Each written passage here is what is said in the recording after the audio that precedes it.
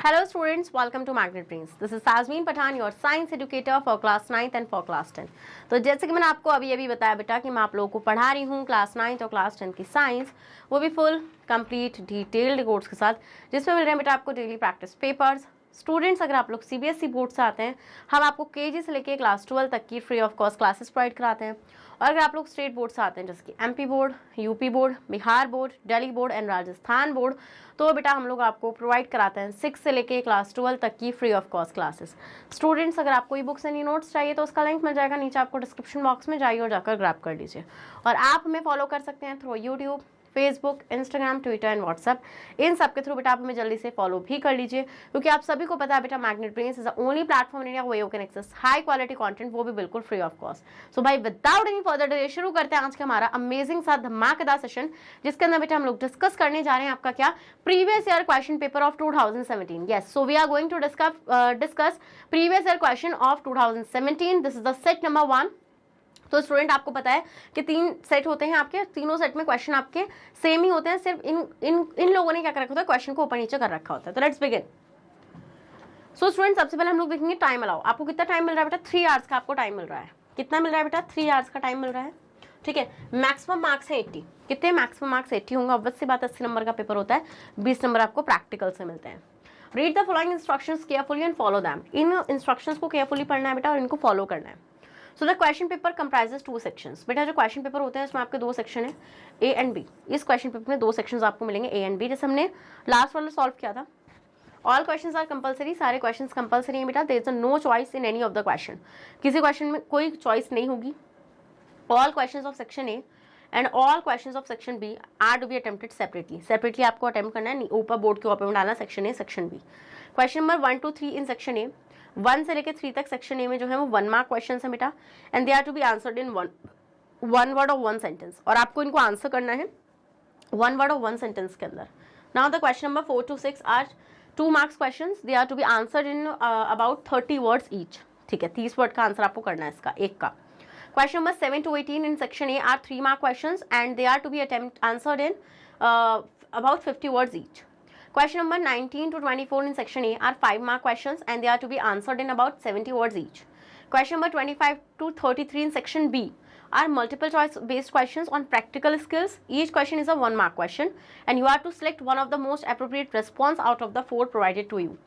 Question number 34 to 36 in section B are 2 marks question based on practical skills and they are to be answered in brief. Let's begin this amazing and easy session. Okay. Easy क्यों बोला मैंने? Easy होने वाला, क्यों मैं समझा दूंगी ना सारी चीजें। Okay.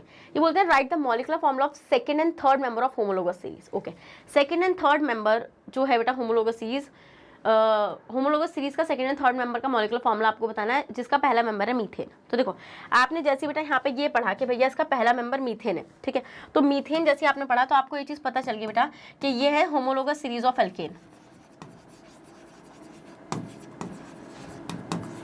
Homologous series of alkene,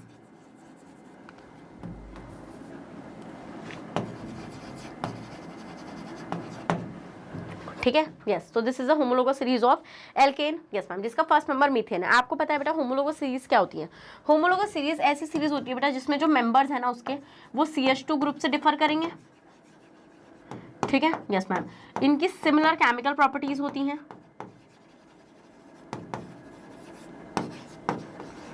similar chemical properties बेटा इनकी होती हैं। एंड नेक्स्ट बेटा हम ये देखते हैं इनकी फिजिकल प्रॉपर्टीज डिफर करती हैं because of the molecular mass differ करता है, ठीक है। इनका जर्नल फॉर्मूला होता है, जर्नल फॉर्मूला, जैसे जो आपकी एल्केन की होमोलोगस सीरीज है बेटा उसका जर्नल फॉर्मूला है CnH2n+2। तो जिसका इन्होंने बोल दिया कि इनका फर्स्ट नंबर मीथेन है, इन्होंने बोला कि जो फर्स्ट मेंबर है बेटा वो फर्स्ट मेंबर है आपका methane. Yes ma'am, first member है आपका मीथेन। तो अगर फर्स्ट मेंबर मीथेन है बेटा तो सेकंड एंड थर्ड कौन होंगे? देखो फर्स्ट मेंबर के लिए मीथेन में आपको पता है कार्बन का जो नंबर होगा, जो N होगा आपका वो 1 होगा, है ना। यस मैम, सेकंड के लिए N आपका 2 होगा। तो जब हम जर्नल फॉर्मूले में रखेंगे तो which is C2H2 × 2+2 which is C2H4+2 6 C2H6। क्या हो जाएगा बेटा? ये हो जाएगा आपका C2H6। डन। यस मैम, जो आपका थर्ड मेंबर है बेटा जहाँ पे N की वैल्यू क्या हो जाएगी? 3 हो जाएगी, which is C3H2 × 3+2 which is C3H8, देख इसको 6 लिख रही हूँ मैं, C3H8, ठीक है। तो C3H8 का हो जाएगा बेटा आपका प्रोपेन हो जाएगा, और C2H6 आपका क्या हो जाएगा बेटा, इथेन हो जाएगा। ले लो स्क्रीनशॉट, स्क्रीनशॉट ले लो। तो प्रोपेन एंड इथेन, तो सेकंड एंड थर्ड मेंबर आपको मिल गए होंगे बेटा। तो ethane and propane are the, ethane is the second member of this homologous series of alkane and propane is the third member of the homologous series of alkane. Easy. Question number 2, when a cell reproduces, बेटा जब एक cell reproduce करती है what happen to its DNA, उसके DNA के साथ क्या होता है। तो देखिए आपको पता है बेटा जब भी एक सेल रिप्रोड्यूस करेगी तो जैसे मान लीजिए बेटा, तो उसका जो डीएनए है वो बढ़ जाएगा, जो डॉटर सेल्स है उनको मिल जाएगा ना डीएनए आपका। Yes ma'am. सो हम देखेंगे during the process of reproduction, reproduction के प्रोसेस के दौरान the transmission of DNA from parents to offspring takes place. तो क्या होता है बेटा, जो डीएनए का जो डीएनए होता है पेरेंट्स का, वो किसके पास जाता है बेटा, बच्चों के पास जाता है। Yes ma'am. तो transmission of DNA from parents to offspring takes place before reproduction, reproduction होने से पहले DNA is replicated. DNA replicate होने का मतलब क्या होता है बेटा, डीएनए आपका मतलब कि मल्टीप्लाई करता है, कॉपी बनाता है अपनी, विच मीन्स इसका मतलब ये होता है बेटा 2 copies of DNA are produce, कि 2 कॉपीज जो है बेटा डीएनए की वो आपकी प्रोड्यूस हो रही है।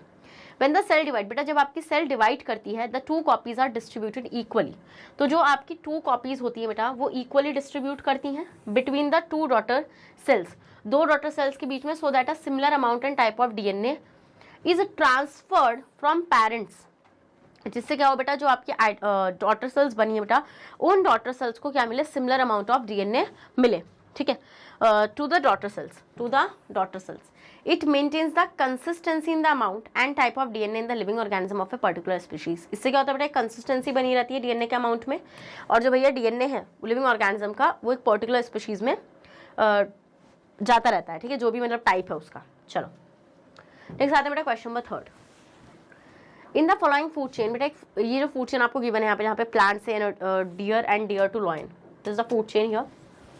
100 joule of energy is available to the lion, ये बोले बेटा 100 जूल एनर्जी जो है वो किसको अवेलेबल है, लायन को अवेलेबल है, ठीक है। लायन को कितनी एनर्जी मिली है, 100 जूल मिली है।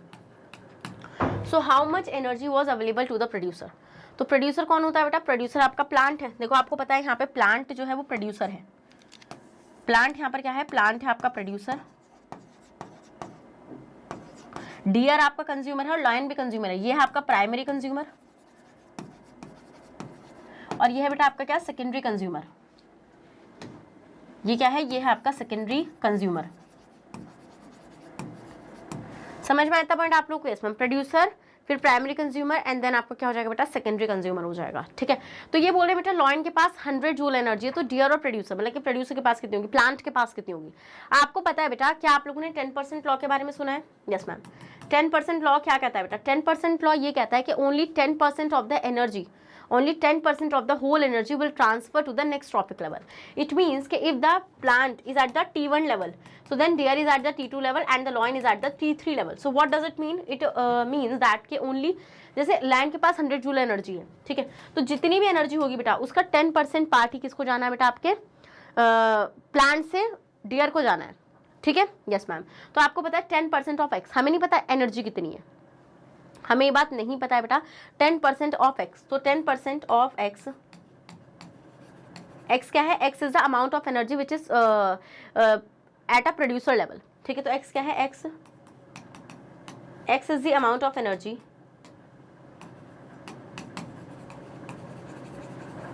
X is the amount of energy which is at a producer level,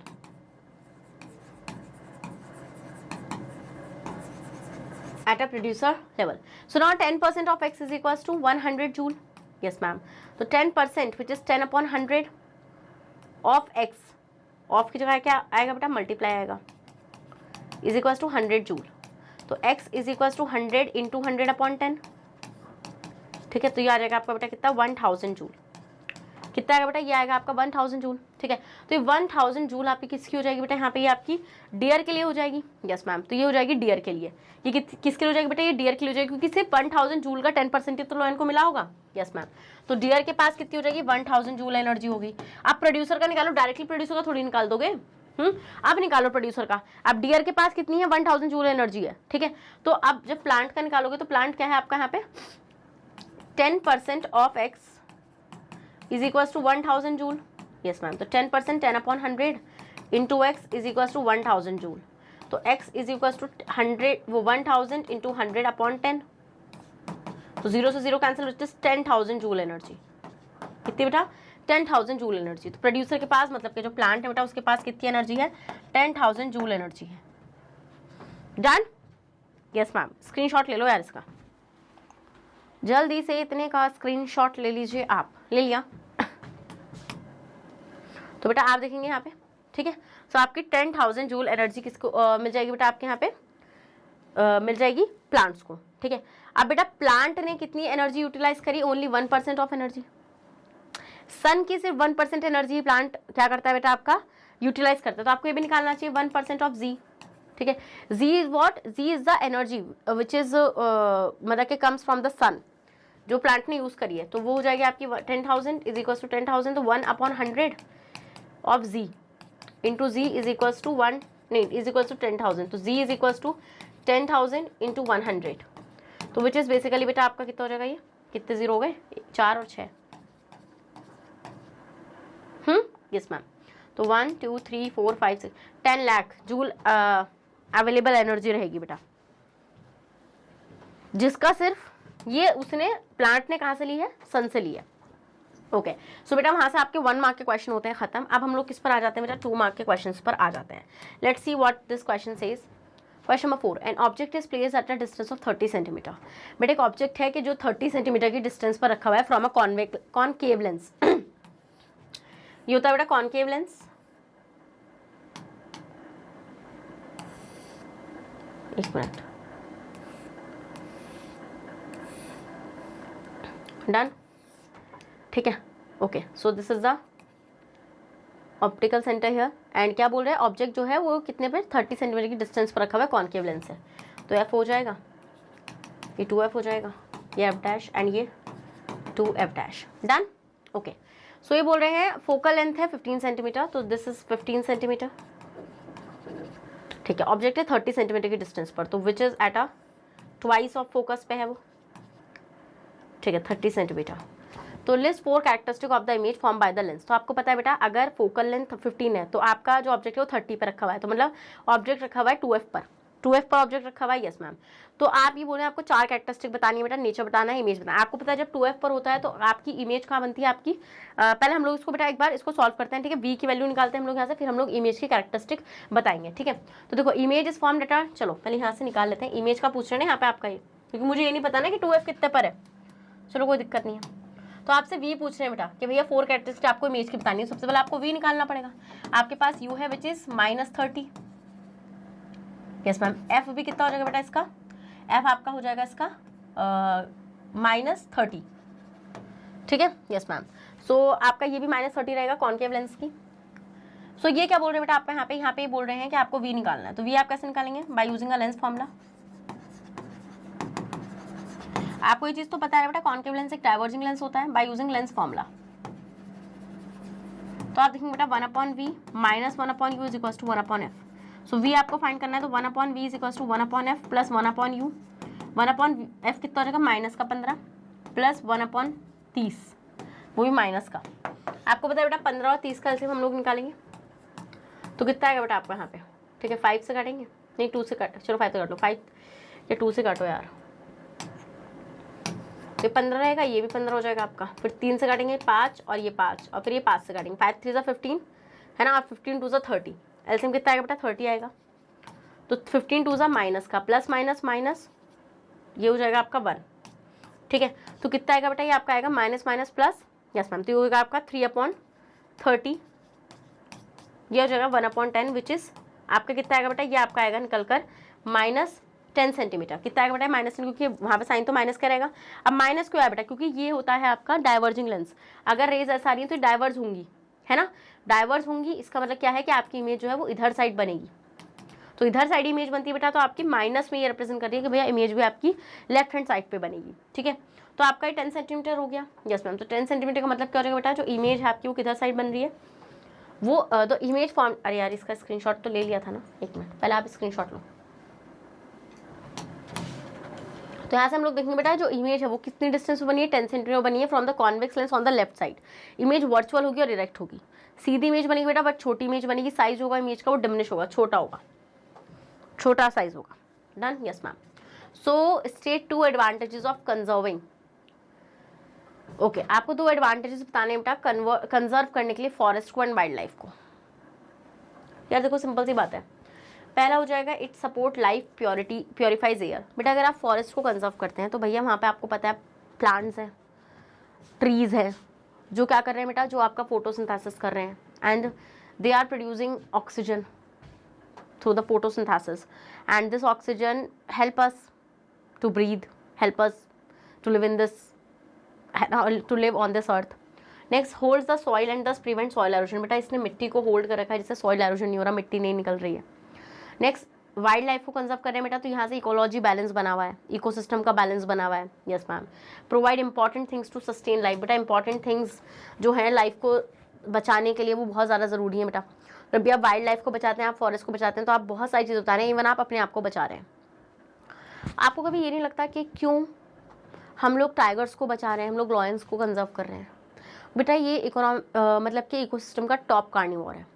अगर ये ख़त्म हो गया तो इकोसिस्टम बहुत ज़्यादा बिगड़ जाएगा। क्यों बेटा? क्योंकि वो टॉप कार्निवोर है, तो जिस पर जो उसका प्रे है, मतलब जिस पर वो प्रेडेट कर रहा है, वो होता है ना शिकार जो है उसका नंबर बढ़ जाएगा अगर वो चला गया तो।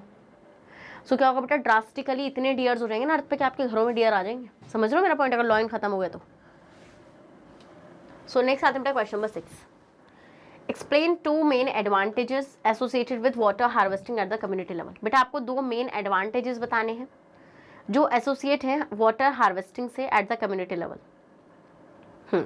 कम्युनिटी लेवल पर। ठीक है, तो आपको पता है बेटा कि भैया 2 advantages associated with water harvesting at community level are. Water harvesting is an ideal solution. बेटा वाटर हार्वेस्टिंग जो होता है वो एक आइडियल सोल्यूशन होता है to water problems in areas having inadequate water resources, जहाँ पर बेटा वाटर की सप्लाई नहीं मिल पाती है। Next it improves the quality of water. बेटा यहाँ पे वाटर की क्वालिटी भी इंप्रूव होती है and help in raising the ground water level, और इससे हम क्या करते हैं बेटा, ग्राउंड वाटर लेवल को भी रेज कर लेते हैं। समझ गए? Yes ma'am. ओके, नेक्स्ट आता है बेटा क्वेश्चन नंबर 7। ठीक है, तो क्वेश्चन नंबर 7 क्या कह रहा है बेटा आपका यहाँ पे, right the structural formula of ethanol. Ethanol का स्ट्रक्चरल फॉर्मूला बताइए बेटा आप।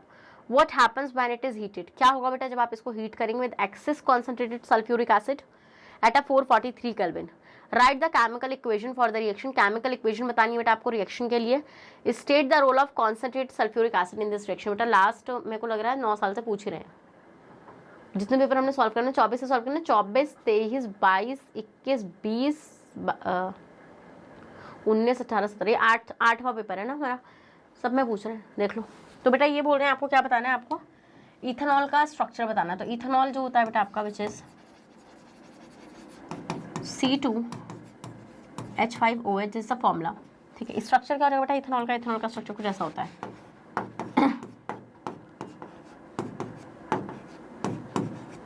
C2H5 एंड इस पर आ जाएगा OH। ठीक है, अभी बोल रहे हैं बेटा जब आप इस इथेनॉल को हीट करोगे, है ना? Yes ma'am. जब आप इस इथेनॉल को हीट करोगे इन presence of concentrated sulphuric acid which is H2SO4। ठीक है, जब आप इसको हीट करोगे बेटा इन presence of concentrated sulphuric acid तो होगा क्या, देखो आपको पता है बेटा ये जो कॉन्सेंट्रेटेड सल्फ्यूरिक एसिड है तो ये क्या होगा बेटा, ये है आपका डिहाइड्रेटिंग एजेंट। क्या होता है बेटा ये आपका होता है डिहाइड्रेटिंग एजेंट। तो डिहाइड्रेटिंग एजेंट का मतलब क्या है, वाटर को रिमूव कराएगा मॉलिक्यूल में से, वाटर का रिमूवल हो जाएगा। Yes ma'am, removal of water from ethanol. तो अब क्या होगा बेटा, यहाँ से वाटर कैसे रिमूव होगा, इस कार्बन से OH जाएगा, उस कार्बन से वो H जाएगा। यस, यहाँ से OH जाता है, वहाँ से H जाता है, मतलब वाटर यहाँ पे लूज हो जाएगा। तो कार्बन और कार्बन के बीच में क्या आएगा बेटा, डबल बॉन्ड आएगा, क्योंकि अब कार्बन को अपनी वैलेंसी तो पूरी करनी है, कार्बन टेट्रावैलेंट होता है। यस मैम, तो यहाँ पे आपका हो जाएगा ये ईथीन, दिस इज ईथीन। तो इसका मतलब जब भी आप इथेनॉल को कॉन्सेंट्रेटेड सल्फ्यूरिक एसिड के साथ क्या करने वाले हो बेटा, हीट करने वाले हो, तो आपको क्या मिलेगा, आपको एक अनसैचुरेटेड हाइड्रोकार्बन मिलेगा जिसको हम क्या बोलेंगे बेटा, जिसको हम लोग बोलेंगे ईथीन। स्क्रीनशॉट ले लो यार। ओके चलिए तो आप देखेंगे बेटा आपको क्या मिलेगा, ईथीन मिलेगा। और रोल मैंने आपको बता दिया बेटा कॉन्सेंट्रेटेड सल्फ्यूरिक एसिड का, ये डिहाइड्रेटिंग एजेंट की तरह एक्ट करता है बेटा, जो वाटर को इथेनॉल में से रिमूव कराता है। Question number 8, Distinguish between esterification and saponification reaction with the help of a chemical equation for each। भैया esterification बताना है और क्या बताना है आप लोग को, saponification reaction बताना है। तो esterification में एस्टर बनेगा, esterification में एस्टर बनेगा जिसमें क्या होगा, आप पकड़ो क्या CH3COH, साथ में क्या पकड़ो C2H5OH पकड़ो, ठीक है, वाटर लूज करा दो, यहाँ से OH निकलवा दो, यहाँ से H निकलवा दो, ठीक है, यस मैम। तो आपको क्या मिलेगा, और इन presence of H2SO4, in presence of concentrated H2SO4 जो यहाँ पे एक्ट करेगा एज अ एसिड कैटलिस्ट, बिल्कुल मैम। तो बनेगा आपका क्या CH3COO C2H5, this is what, साथ में आपका वाटर अलग रिलीज हो गया, so this is called, this is ester. और एस्टर क्या होता है स्टूडेंट आपका, एस्टर आपका होता है स्वीट स्मेलिंग, और इसकी स्वीट स्मेल की वजह से हम लोग इसको किस में यूज़ करते हैं स्टूडेंट, हम लोग इससे बनाते हैं परफ्यूम्स, डन, बिल्कुल मैम, ठीक है। ये हो गया आपके esterification reaction, this is what, this is esterification reaction, done, बिल्कुल मैम। नेक्स्ट आते हैं सपोनिफिकेशन। तो सपोनिफिकेशन में आपको बनाना होता है सोप, तो आप क्या करो, आप एस्टर ले लो, yes ma'am, which is CH3COO C2H5, और साथ में आप लो NaOH, साथ में आप क्या लो, NaOH लो, है ना। अब आप देखोगे स्टूडेंट यहाँ से कि जो आपका C2H5 है ये तो OH के साथ चला जाएगा, Na जो है वो आपका C2H5 की जगह आ जाएगा, ठीक है, यस मैम। तो आपको मिलेगा CH3COO Na एंड साथ में आपको मिलेगा C2H5OH। तो यही तो है आपका sodium salt of carboxylic acid, तो दिस इज अ सोप। और इस रिएक्शन को हम लोग क्या बोलते हैं बेटा, इस रिएक्शन को हम लोग बोलते हैं सेपोनिफिकेशन। क्या बोलते हैं हम इस रिएक्शन को, सेपोनिफिकेशन रिएक्शन बोलते हैं, समझ में आया, यस मैम। इसका स्क्रीनशॉट चलो। तो देखो एस्टेरिफिकेशन में आपका ऑर्गेनिक एसिड जो होता है अल्कोहल से रिएक्ट करता है in presence of acid catalyst, it produces a sweet smelling ester called ester. Saponification में एस्टर जो होता है बेस से रिएक्ट करता है और वो अल्कोहल और कार्बोक्सिलिक एसिड का जो सॉल्ट होता है आपको मिल जाता है, this reaction is known as a saponification. Esterification बिल्कुल अपोजिट होता है स्टूडेंट सपोनिफिकेशन का। तो आप देख रहे हो यहाँ पे रिएक्शन को, इसमें इसने CH3COH में C2H5OH की रिएक्शन कराई और आपको मिला क्या एस्टर, और साथ में वाटर रिलीज हो गया। और सपोनिफिकेशन में जो आपका एस्टर होता है बेटा उसकी रिएक्शन आप NaOH से कराते हो और आपको बैक में मिल जाता है sodium salt of carboxylic acid और साथ में C2H5OH, this is a soap. Use देखेंगे तो एस्टर का यूज़ होता है परफ्यूम्स बनाने में और फ्लेवरिंग एजेंट्स बनाने में, और सपोनिफिकेशन रिएक्शन का यूज़ किया जाता है सोप्स के प्रोडक्ट्स को बनाने में ऑन अ लार्ज स्केल। समझ में आया, इजी थी, यस मैम। नेक्स्ट आते हैं क्वेश्चन नंबर 9। क्वेश्चन नंबर 9 में आप देखेंगे बेटा आपका right the number of periods and groups in the modern periodic table. कितने हैं मॉडर्न पीरियोडिक टेबल में groups and periods. How does the metallic character of element varying on moving. Metallic character किस तरीके से वेरी करेगा बेटा, जब आप लेफ्ट से राइट साइड में जाओगे पीरियड में, पीरियड्स ऐसे होते हैं ना आपके, ऐसे पीरियड्स होते हैं बेटा, ग्रुप्स आपके ऊपर से नीचे की तरफ होते हैं, और डाउन द ग्रुप, ठीक है, यहाँ पे आपके ग्रुप होंगे। गिव रीजन टू जस्टिफाई और आंसर। देखो आपको पता है बेटा हमारे पास 7 पीरियड हैं और 18 ग्रुप्स हैं, ठीक है। पीरियड कितने ऐसे 7 हैं, 1 2 3 4 5 6 7 और 18 ग्रुप हैं, 1 2 3 4 5 6 7 8 9 10 11 12 13 14 15 16 17 18, है ना, यस मैम। समझ में आया वाला पॉइंट आप लोगों को, यस मैम, ये चीज़ हमें समझ में आ गई। फिर मेटालिक कैरेक्टर जो होता है बेटा, हम ये देखते हैं मेटालिक कैरेक्टर का मतलब होता है the tendency of an atom to lose electron. Yes, देखो मेटल्स जो होते हैं बेटा वो इलेक्ट्रॉन को इजीली लूज कर देते हैं, ठीक है। तो जो मेटल्स होते हैं बेटा वो आपके वो इलेक्ट्रॉन डोनर होते हैं।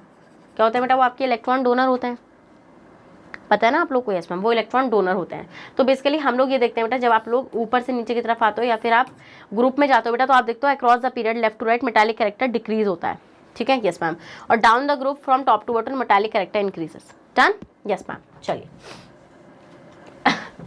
रीजन अक्रॉस द पीरियड बेटा, पीरियड्स में हम लोग ये देखते हैं जो इफेक्टिव न्यूक्लियर चार्ज होता है वो बढ़ता है और decreasing its atomic radius. You can skip this, we don't need to, क्योंकि ये हमारा चैप्टर ही नहीं है, जब हमने वो चीज़ पढ़ी नहीं है तो हम उस पर क्यों ही दिमाग लगाएं इतना। चलो नेक्स्ट आते हैं क्वेश्चन नंबर 10।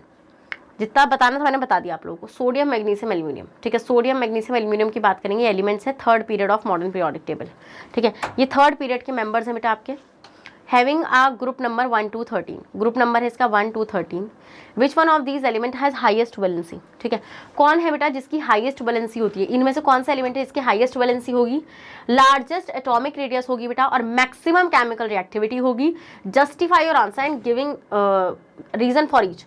तो सोडियम मैग्नीशियम एलिमेंट बेटा आपको पता है सोडियम सबका मतलब मैं बोलूँगी यहाँ पे सोडियम सबसे ऊपर है, टॉप पर है, ठीक है, यस मैम। तो हम देखेंगे बेटा आपका यहाँ पे सोडियम जिसका एटॉमिक नंबर कितना है 11 है, तो उसकी इलेक्ट्रॉनिक कॉन्फिगरेशन कितनी हो जाएगी बेटा 281 हो जाएगी। मैग्नीशियम जिसका एटॉमिक नंबर 12 जिसकी इलेक्ट्रॉनिक कॉन्फिगरेशन 282 हो जाएगी। एल्यूमिनियम जिसका एटॉमिक नंबर 13 है बेटा जिसकी इलेक्ट्रॉनिक कॉन्फिगरेशन कितनी हो जाएगी बेटा 283 हो जाएगी।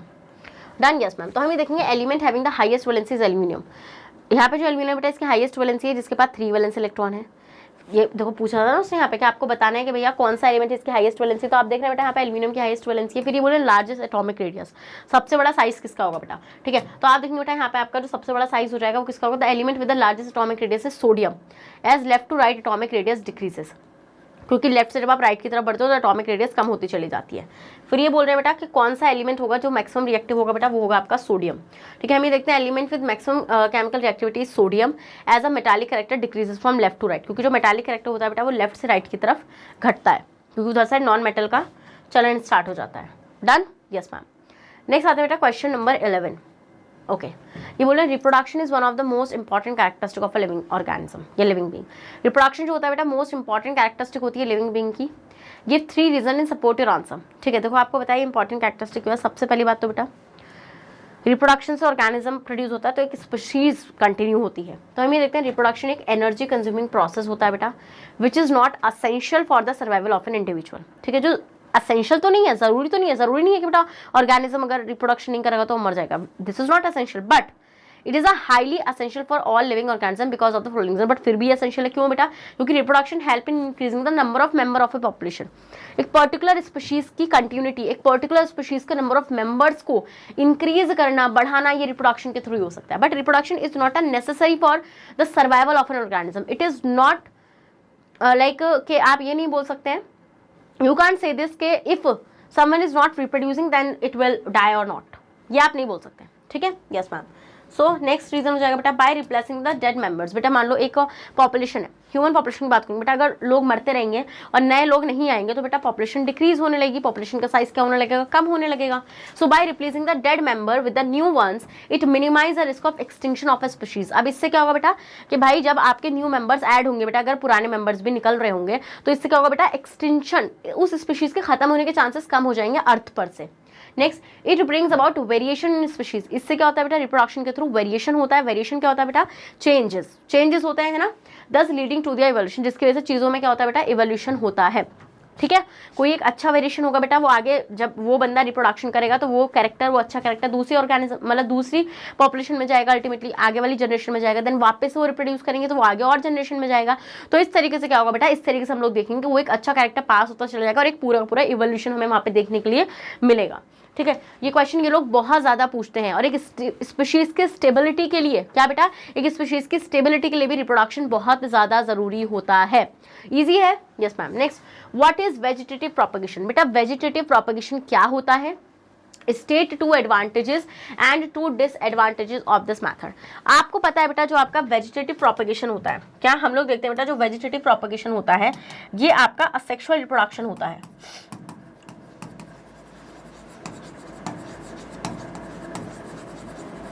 क्या होता है बेटा, ये होता है आपका asexual reproduction.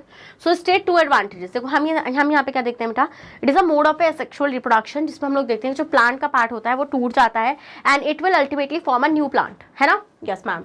So vegetative propagation is a mode of asexual reproduction. क्या है बेटा, ये मोड है असेक्सुअल रिप्रोडक्शन का जिसमें जो आपका न्यू प्लांट होता है बेटा, क्या, जिसमें जो आपका न्यू प्लांट होता है, new plant are obtained from vegetative part of the plant such as shoot और stem for the propagation of new plant. It means कि मान लीजिए आपके पास एक प्लांट है, एक स्टेम है, आपने उसकी स्टेम काटी और जो आपने स्टेम काट के बेटा जब लगाया ना उस प्लांट को तो उसने एक न्यू प्लांट बना दिया। क्या बेटा, उसने एक न्यू प्लांट का फॉर्मेशन कर दिया। समझ में आया इतना पॉइंट आप लोगों को, यस मैम इतना पॉइंट हमें समझ में आया।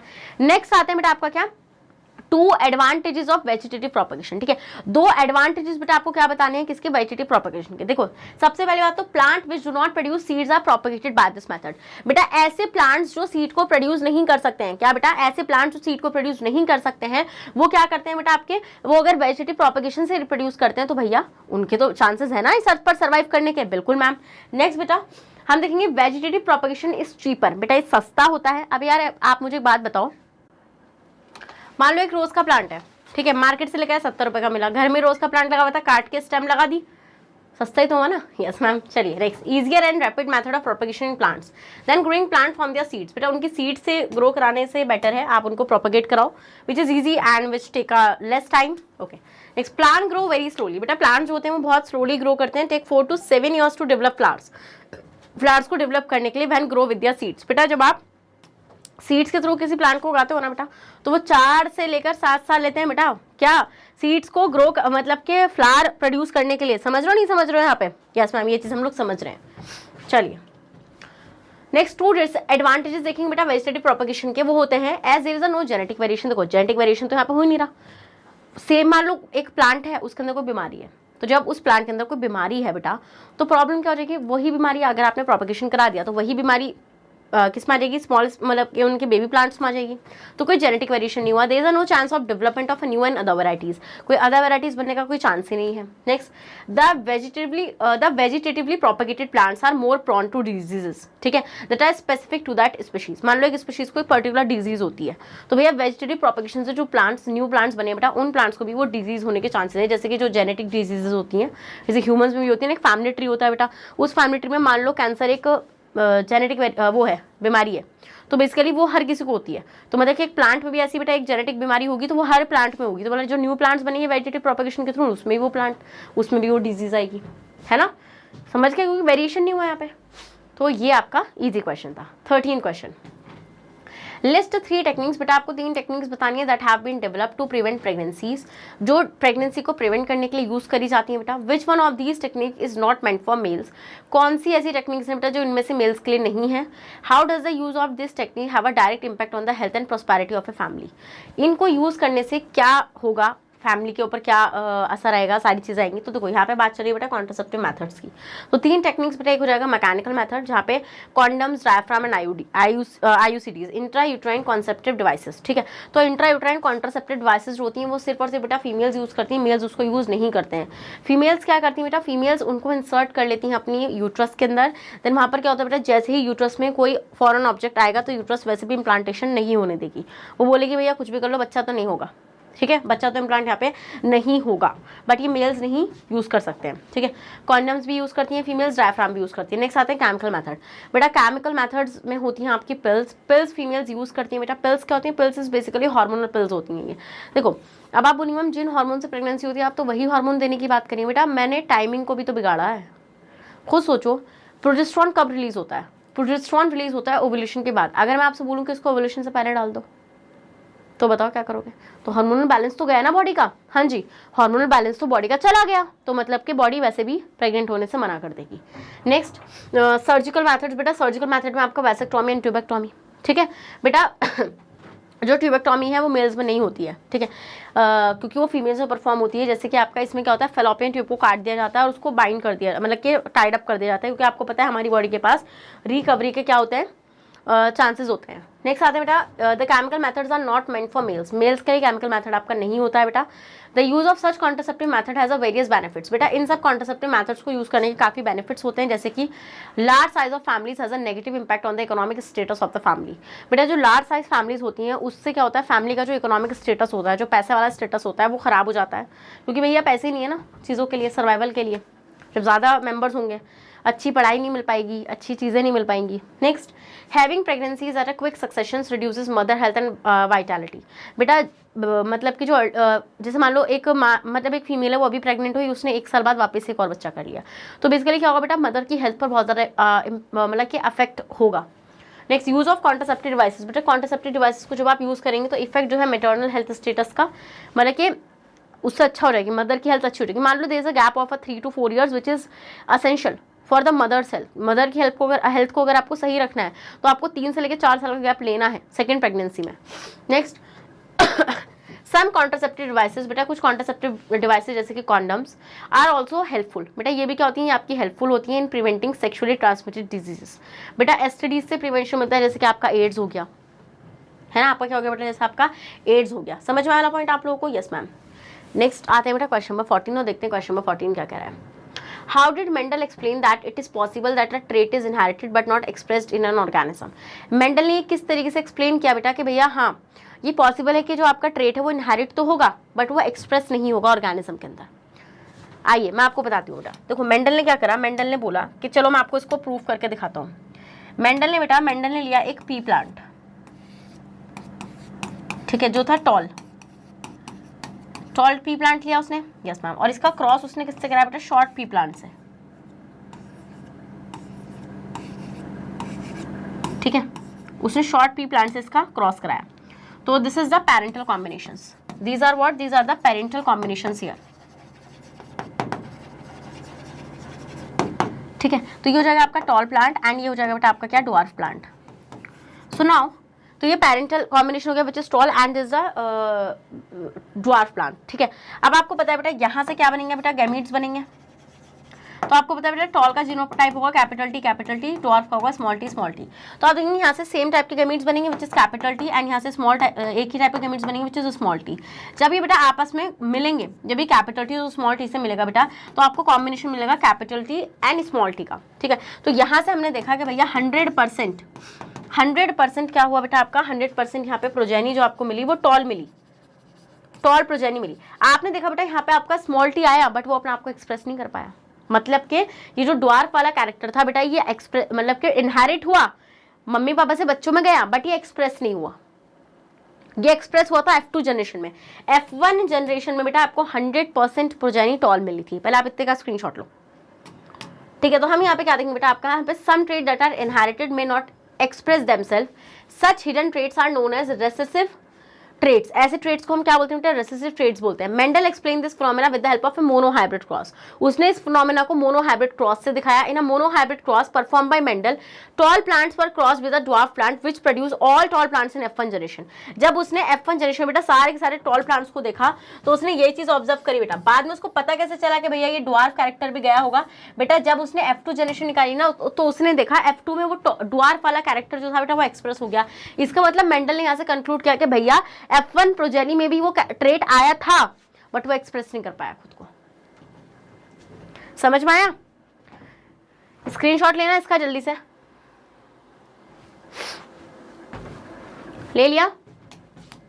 चलो, तो however when these F1 tall plants were crossed with each other, both tall and dwarf pea plant obtained in F2 generation। जब बेटा उसने इसका कैपिटल टी स्मॉल टी का क्रॉस मतलब इसमें सेल्फिंग कराई, कैपिटल टी स्मॉल टी की cross capital T small T, जब बेटा सेल्फिंग कराई तो देखा ध्यान से दो टाइप के गैमीट्स बने।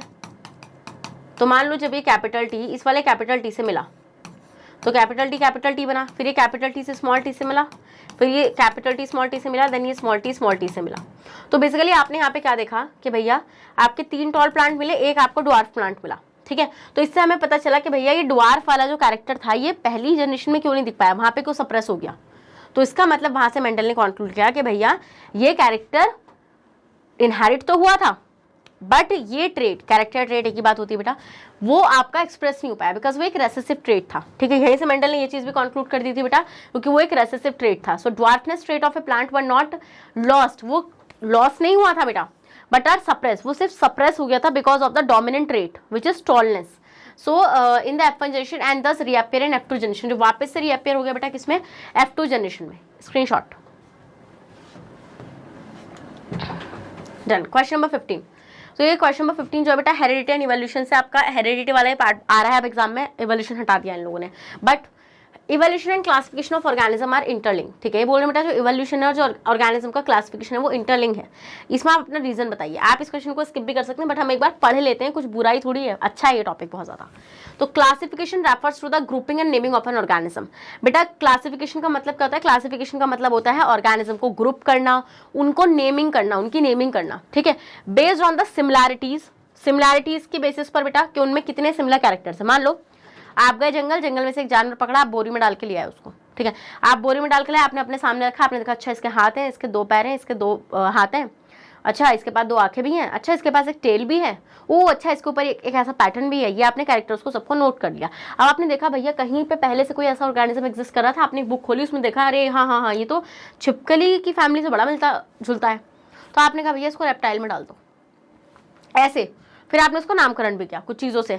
तो classification is done on the basis of ancestral characteristic. Ancestor मतलब कि पूर्वज वाली कैरेक्टरिस्टिक को देखकर आप क्या करते हो, क्लासिफिकेशन करते हो। And drive characteristic, so we move from simple life forms to the complex organism, we are actually tracing the path of evolution. हम लोग इवोल्यूशन के पाथ को ट्रेस करते रहते हैं बेटा। आपको पता है ह्यूमंस का इवोल्यूशन बहुत तगड़ा था भाई, कसम से मजा आ जाएगा आप लोगों को क्लास 12 में चैप्टर पढ़ना है इवोल्यूशन, क्या तगड़ा चैप्टर है वो वहाँ पे, जहाँ पर उन्होंने ह्यूमन के इवोल्यूशन की बात करी है। मतलब आप देखते चले जाओगे बेटा कि किस तरीके से नीचे जमीन पे चलता हुआ एक जानवर एक पूरा स्ट्रेट ऑर्गेनिज्म बन गया, बहुत मजेदार है। चलो, so all life forms on earth have a progressively change during evolution. बेटा ये जो जितनी भी लाइफ फॉर्म्स अर्थ पर होती हैं बेटा वो धीरे धीरे चेंज होती हैं इवोल्यूशन के through. So during the hierarchy develops during classification, जो हायरार्की होती है मतलब जो पूरा फैमिली ट्री होता है बेटा, which through the light of evolutionary relationship among organism, common ancestors can also be protected with the help of classification. Next question number 16, ठीक है, ओके। सो ये बोल रहे हैं if the image form by the lens for all position of an object placed in front of it is always erect and diminished, ठीक है। ये बोल रहे हैं बेटा जो इमेज है एक लेंस के थ्रू बन रही है बेटा फॉर ऑल द पोजिशंस, जहाँ पर आपने ऑब्जेक्ट को रखा हुआ है, जितनी भी पोजिशन पर आपने रखा है, आपने ये चीज़ पाई कि इमेज जो बन रही है वो हमेशा सीधी बन रही है और डिमिनिश बन रही है। कौन है ये कॉन्वेक्स तो नहीं है मैम, ये कॉनकेव है, will see. So what is the nature of this lens, तो भाई इस लेंस का नेचर क्या है। ड्रॉ रे डायग्राम, रे डायग्राम बनाना है to justify your answer.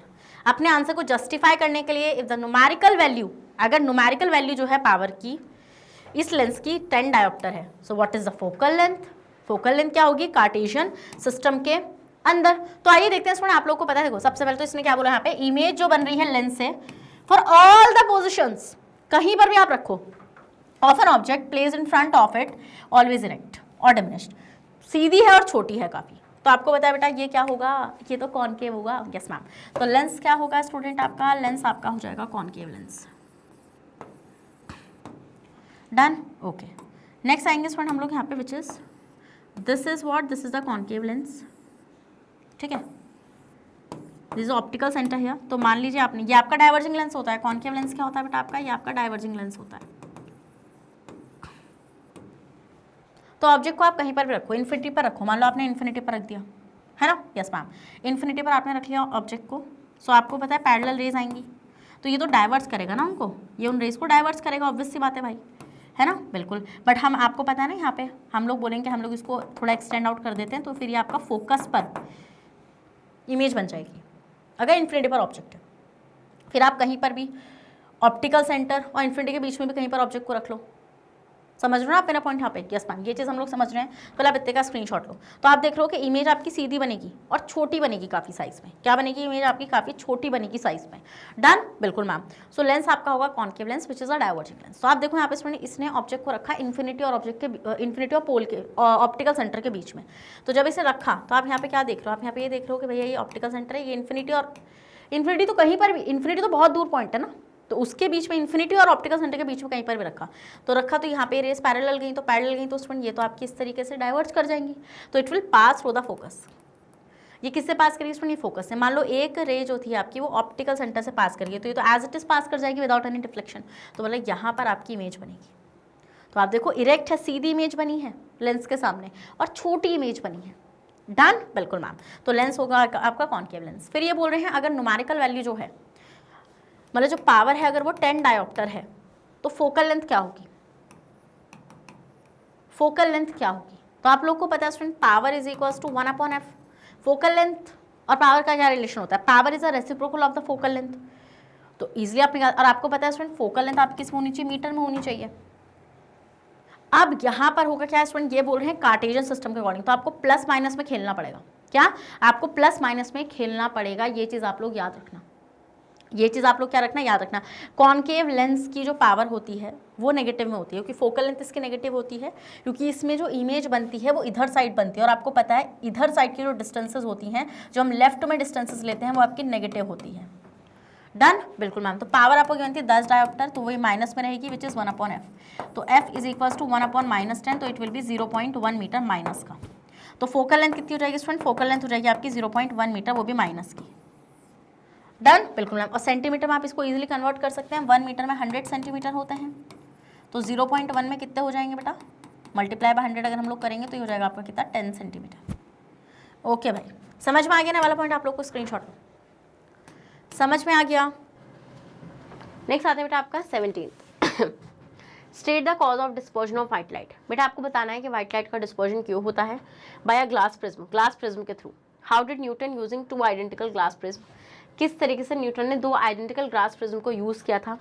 Show that white light is made of 7 colours, और उसने दिखाया था कि जो व्हाइट लाइट होती है वो आपकी 7 कलर्स की होती है। ड्रॉ अ रे डायग्राम, आपको रे डायग्राम बनाना है बेटा to show the path of a narrow beam of white light through a combination of 2 identical prism, arrange them in a inverted portion with respect to each other when it is allowed to fall obliquely one of the faces of the first prism of the combination। ठीक है, तो आपको पता है बेटा dispersion of white light क्या होता है। तो डिस्पर्जन ऑफ व्हाइट लाइट वो होता है जब आप व्हाइट लाइट को एक प्रिज्म से पास कराते हो तो it will split into 7 different colours. So when a beam of a white light enters a prism, जब बेटा जो आपकी व्हाइट लाइट की जो बीम होती है वो प्रिज्म में एंटर करेगी, इट गेट्स रिफ्रैक्टेड। तो बेटा वो क्या कर जाएगी, वो आपकी रिफ्रैक्ट कर जाएगी। It get refracted at a point and split into 7 constituent, और वो 7 कॉन्स्टेंट में टूट जाएगी। The splitting of white light occurs, बेटा व्हाइट लाइट की जो स्प्लिटिंग होती है बिकॉज ऑफ डिफरेंट एंगल्स, क्यों होता है बेटा, क्योंकि यहाँ पे लाइट जो है वो डिफरेंट एंगल पर बेंड करती है। And this different angle of bending, और बेटा ये जो डिफरेंट एंगल है ना बेंडिंग के, occurs because different component of light have a different refractive indices when passing through a glass prism. ठीक है, यस मैम। नेक्स्ट बेटा फर्स्टली न्यूटन ने क्या किया, 2 प्रिज्म लिए बेटा, उन 2 प्रिज्म को ऐसे इन्वर्टेड पोजिशन में रख दिया। डन, यस मैम, ऐसे रख दिया उसने। So first Newton made a white light to fall on a prism.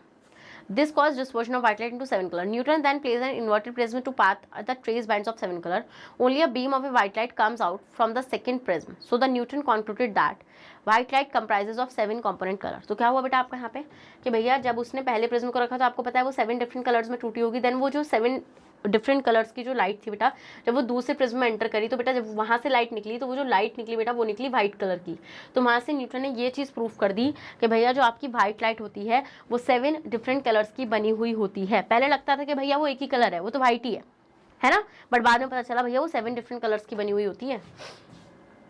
चलो नेक्स्ट 18th क्वेश्चन। ठीक है, 18th क्वेश्चन क्या है बेटा आपका, 18th क्वेश्चन है बेटा आपका यहाँ पे, water is an elixir of life, a very important natural resource.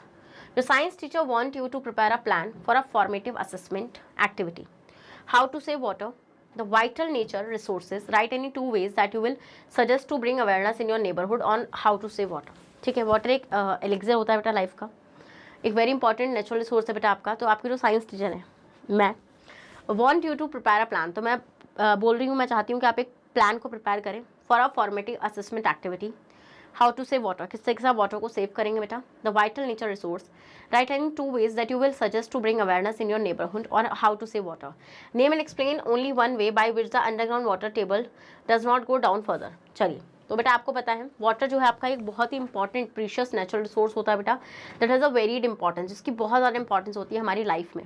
It is an essential component of human body, बेटा ह्यूमन बॉडी का असेंशियल कॉम्पोनेंट होता है वाटर आपका, and is used almost everywhere, और बेटा हर जगह ये यूज़ किया जाता है in our day to day activities. ठीक है, such as cooking, washing, farming etcetera.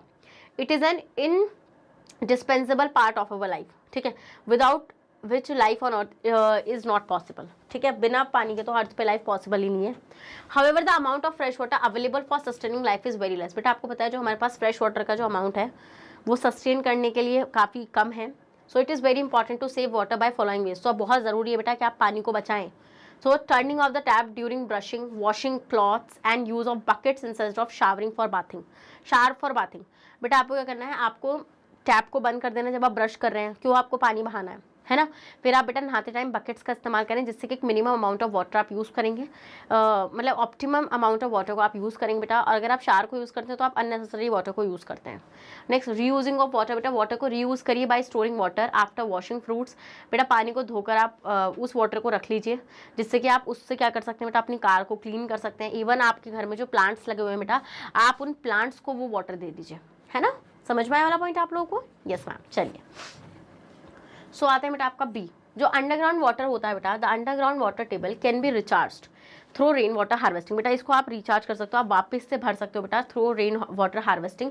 जो रेन वाटर होता है बेटा उसको, उस पानी को बचाकर आप इन अंडरग्राउंड वाटर के लेवल को वापस से राइज अप कर सकते हो। Rain water harvesting is a process, rain water harvesting बेटा एक ऐसा प्रोसेस होता है बाय विच, जिसके through rain water is collected, rain water को बेटा कलेक्ट किया जाता है and stored for the purpose of recharging the ground water और फॉर फ्यूचर यूज। और बेटा यहाँ पे इसका पर्पस क्या होता है, जिससे कि भैया ग्राउंड वाटर को रिस्टोर किया जा सके बेटा, वापस से रिचार्ज कराया जा सके and for future use, like for irrigation, irrigation मतलब कि खेतों में पानी देने के लिए यूज़ किया जा सके बेटा, एंड एग्रीकल्चर और खेती में यूज़ किया जा सके। In India rain water harvesting is an old tradition, बेटा हमारे यहाँ पे इंडिया में रेन वाटर जो है कि ओल्ड ट्रेडिशन होता है which is followed till now in many parts of India. For example baoris are tradition architectural rainwater harvesters that were built for collecting waters in the state of Rajasthan. ठीक है, राजस्थान में बेटा इनको बनाया गया है जिससे कि जो रेन वाटर है उसको कलेक्ट किया जा सके और बाद में उसको किसके लिए यूज़ किया जा सके बेटा, इरीगेशन के लिए यूज़ किया जा सके। Next, they are two ways of rain water harvesting, दो तरीके होते हैं बेटा रेन वाटर हार्वेस्टिंग के। सन रॉफ हार्वेस्टिंग, एक तो सरफेस रन ऑफ हार्वेस्टिंग होता है बेटा। अर्बन एरियाज जो गांव वाले इलाके होते हैं बेटा, rain water that flow away from the surface can be collected and use for various purposes. एक होता है roof top rain water harvesting, the rain water on the roof of the building is collected through canals, बेटा जो छतों पे से पानी आता है उनको कैनाल्स की हेल्प से कलेक्ट कर लेते हैं बेटा, है ना, through canals and that drains the water into ground reservoir, जिससे क्या होता है वाटर को आप ग्राउंड रिजर्वॉयर में ड्रेन कर सकते हैं। This stored water is later utilise, इस स्टोर्ड वाटर को बाद में बेटा आप यूज कर सकते हैं, है ना। यस मैम, चलिए डन, ओके। नेक्स्ट आता है क्वेश्चन नंबर 19। वैसे अब वो टॉपिक आपके सिलेबस से हटा दिया गया है लोगों ने, बट डोंट वरी, अब हमारी है तो हम तो पढ़ेंगे। नेक्स्ट आते हैं question number 19। Why are certain compounds called hydrocarbons, बेटा कुछ कंपाउंड्स को हाइड्रोकार्बन्स क्यों बोला जाता है। Write the general formula of homologous series of alkane, alkane की जो होमोलोगस सीरीज होती है उसका जर्नल फॉर्मूला बताइए, एल्केन एंड एल्काइन तीनों का। Also draw the structure of first member of each series, तीनों मेंबर को, ठीक है मुझे लग रहा था 5 नंबर का क्वेश्चन है, फर्स्ट मेंबर आपको बताना है, उसका स्ट्रक्चर आपको बताना है। Write the name of the reaction convert alkene into alkanes, alkene से एल्केन जब कन्वर्ट होता है बेटा तो इसकी रिएक्शन का नाम लिखना है। And also write the chemical equation to show the necessary condition for the reaction to occur, और केमिकल इक्वेशन भी आपको दिखानी है जिससे कि एक नेसेसरी कंडीशन आपको दिख जाए। चलिए बेटा, तो हम ये देखते हैं कि why are certain compounds called hydrocarbons. ठीक है, तो हाइड्रोकार्बन्स क्या होते हैं, हाइड्रोकार्बन्स ऐसे कंपाउंड्स होते हैं बेटा, हाइड्रोकार्बन्स ये ऐसे कंपाउंड्स हैं which contains only carbon and hydrogen, carbon and hydrogen, जो सिर्फ और सिर्फ किसके बने हुए हैं बेटा, जो सिर्फ और सिर्फ आपके कार्बन के बने हुए होते हैं बेटा और आपके हाइड्रोजन के बने हुए होते हैं। क्या, it is only made up of carbon and hydrogen, समझ गए। सो ऐसे कंपाउंड्स हाइड्रोकार्बन्स होते हैं बेटा। अब ये आपसे जर्नल फॉर्मूला पूछ रहे हैं homologous series of alkene, alkenes and alkynes का। आपको ये चीज़ पता है बेटा कि हाइड्रोकार्बन्स आपके दो टाइप के होते हैं, सैचुरेटेड और अनसैचुरेटेड। तो बेटा आपने देखा होमोलोगस का मतलब क्या होता है, आपको पता है ये चीज़ तो मैं आपको बता चुकी हूँ। होमोलोगस सीरीज का मतलब होता है बेटा उस सीरीज में ऐसे मेंबर्स आएंगे जिनकी केमिकल प्रॉपर्टी सिमिलर होंगी, जो CH2 ग्रुप से डिफर कर रहे होंगे, जिनका जर्नल फॉर्मूला सेम होगा। ठीक है, जैसे मैं एल्केन की बात करूंगा बेटा, तो एल्केन आपका एक सैचुरेटेड हाइड्रोकार्बन होता है बेटा, जिसका जर्नल फॉर्मूला होता है CnH2n+2। क्या होता है बेटा आपका CnH2n+2। फिर जो बेटा आपका एल्कीन होता है, क्या जो आपका एल्कीन होता है बेटा, इसका जर्नल फॉर्मूला होता है आपका कितना, CnH2n। Yes ma'am. फिर जो आपका बेटा एल्काइन होता है, तो एल्काइन का जर्नल फॉर्मूला होता है बेटा CnH2n-2। क्या होता है CnH2n-2। समझ में आया पॉइंट आप लोगों को। Yes ma'am. अब आपको बेटा इनके फर्स्ट मेंबर का स्ट्रक्चर भी ड्रॉ करना है। जैसे आपको पता है बेटा एल्केन का जो फर्स्ट मेंबर होता है बेटा वो होता है मीथेन। कैसे पता चलेगा, देखो N की वैल्यू हो जाएगी 1, तो हम यहाँ पे डालेंगे तो C1H2 which is CH4, which is CH4। ठीक है, यहाँ पर हो जाएगा बेटा आपका यहाँ पे तो C। ठीक है, यहाँ पे आपको पता है बेटा एल्कीन का जो पहला मेंबर होता है वहाँ पे आपको 2 कार्बन की रिक्वायरमेंट होती है, तो यहाँ का पहला मेंबर ही 2 कार्बन का होगा, तो C2H2 विच इज C2, अरे C2H2 C2H4 4 ठीक है। यहाँ पर हम लोग बेटा इसका भी N आपका 2 से स्टार्ट होगा which is C2H2 which is C2H2। ठीक है, तो आपका हो जाएगा this is methane, this is ethene, this is ethyne, है ना। बनाइए बेटा इनका स्ट्रक्चर, पहले मैं बनवाती हूँ, पहले आप इतने का स्क्रीनशॉट ले लो। तो बेटा CH4 हो जाएगा, ये जाएगा C2H6। अब आप देखो बेटा C2 और हाइड्रोजन है 4। ठीक है, 4 हाइड्रोजन है। अब आपको पता बेटा कार्बन तो टेट्रावेलेंट होता है, तो यहाँ पे कार्बन कार्बन के साथ ही डबल बॉन्ड बना लेगा। फिर आएंगे C2H6, तो यहाँ पे हम देखेंगे कार्बन अपने साथ 3 बॉन्ड बनाएगा बेटा, और आपको पता है C2H2 है, तो आपके यहाँ पे 2 हाइड्रोजन आ जाएंगे। सो this is methane, this is ethene and वो हो जाएगा दूसरा आपका क्या, इथाइन। स्क्रीनशॉट ले लो यार जल्दी से, then will move to the next.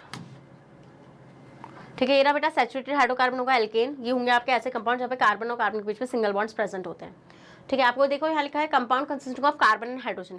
ऐसे कंपाउंड्स बेटा जो कार्बन और हाइड्रोजन के ही बने होते हैं वो होते हैं बेटा आपके कौन, hydrocarbons. Done, yes ma'am. Next आएंगे आपका यहाँ पे अनसैचुरेटेड हाइड्रोकार्बन बेटा, ऐसे कंपाउंड्स जहाँ पर कार्बन के पास डबल बॉन्ड होते हैं। ठीक है, कार्बन कार्बन के बीच में डबल बॉन्ड होते हैं वो होते हैं एल्कीन, जिसका जनरल फॉर्मूला होता है CnH2n। ऐसे कंपाउंड जहाँ पे कार्बन और कार्बन के बीच में ट्रिपल बॉन्ड होते हैं वो होते हैं एल्काइन, जिसका जनरल फॉर्मूला होता है CnH2n-2। The reaction which convert unsaturated hydrocarbon. अब देखो अब नेक्स्ट क्या पूछ रहे हैं बेटा आपसे, यहाँ से नेक्स्ट आपसे ये पूछ रहे हैं बेटा कि आपको रिएक्शन बतानी थी, right the name of a reaction that convert alkene into alkenes. मान लो आपके पास ये एल्कीन है विच इज C2H4। ठीक है, यस मैम। अब आपको इसको एल्केन में कन्वर्ट करना है, तो बेटा आप क्या करेंगे, यहाँ पे आप जैसे हाइड्रोजन को ऐड करेंगे तो यहाँ से बॉन्ड टूट जाएगा, क्योंकि एक एक हाइड्रोजन दोनों कार्बन के पास चला जाएगा। ठीक है, यस मैम, ये होगा यहाँ पे। तो ये आपका था इथीन, और आपको अब क्या मिल गया बेटा, इथेन मिल गया। आपको क्या मिल गया, इथीन था आपका, अब आपको मिल गया बेटा इथेन। इस रिएक्शन को हम लोग क्या बोलेंगे बेटा, एडिशन रिएक्शन। क्या बोलेंगे बेटा, इसको हम लोग बोलेंगे एडिशन रिएक्शन। ठीक है, जहां पर चीजें ऐड हो रही हैं, एंड देन आपको अनसैचुरेटेड हाइड्रोकार्बन से क्या मिल रहा है बेटा, सैचुरेटेड हाइड्रोकार्बन मिल रहा है। अगर हाइड्रोजन ऐड हो रहा है तो हम इसको बोलते हैं हाइड्रोजनेशन। स्क्रीनशॉट लो। और आपको पता है बेटा यहाँ पे कैटलिस्ट की रिक्वायरमेंट होती है ना, जैसे यहाँ पे लिखा हुआ है निकल एंड पैलेडियम, है ना, वहाँ पे कैटलिस्ट की भी रिक्वायरमेंट आपकी होती है। ईजी है। और आपको पता है बेटा अगर आपके पास वेजिटेबल ऑयल है, अगर आप उसको वेजिटेबल घी बनाना चाहते हैं तो आप किसको यूज़ करते हैं बेटा, आप इसी को ही यूज़ करते हैं। किसको, एडिशन रिएक्शन को, हाइड्रोजनेशन करते हैं ना हम लोग वेजिटेबल ऑयल्स का। ओके, नेक्स्ट आते हैं बेटा क्वेश्चन नंबर 20। तो ये भी 5 मार्क का है, वहाँ से आपको 5 मार्क मिल जाएंगे वो सारे स्टेप्स को फॉलो करके। Right the function of each of the following part in human female reproductive system. Human female का जो रिप्रोडक्टिव सिस्टम होता है बेटा, ये उसके पार्ट्स गिवन है, ओवरी, यूट्रस, फैलोपियन ट्यूब, इनका फंक्शन बताना है। तो आपको ये चीज़ पता है बेटा, जो आपकी ओवरी होती है, क्या पता है बेटा हम लोगों को ये चीज़ पता है कि जो ओवरी होती है, ओवरी का फंक्शन होता है एक तो ओवम फॉर्मेशन, एंड दूसरा फंक्शन क्या होता है बेटा, हार्मोन सिंथेसिस। हार्मोन सिंथेसिस, कौन कौन सा हार्मोन बेटा यहाँ से सिंथेसिस होते हैं आपके, एस्ट्रोजन एंड प्रोजेस्टेरॉन। ठीक है, यस मैम। अरे समझ में आ गया ना ये वाला पॉइंट, यस मैम। फिर आते हैं बेटा यूट्रस। ठीक है, यूट्रस की बात करेंगे बेटा, यूट्रस में क्या होता है, इम्प्लांटेशन हो जाएगा बेटा कहाँ पर, यूट्रस में आपका। नेक्स्ट आएंगे फैलोपियन ट्यूब। तो फैलोपियन ट्यूब में क्या होता है बेटा, फैलोपियन ट्यूब जो होता है ओवम को कैरी करता है from ovary to uterus, carry ovum from ovary से लेकर आता है बेटा यहाँ पे, और आपका फर्टिलाइजेशन भी यहीं पर होता है, and fertilisation takes place here,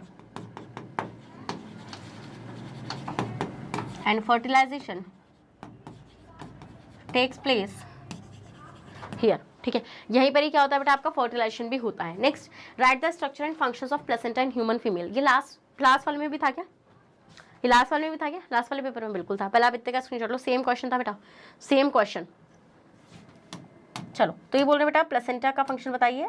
ठीक है, तो देखिए बेटा, दिस इज द,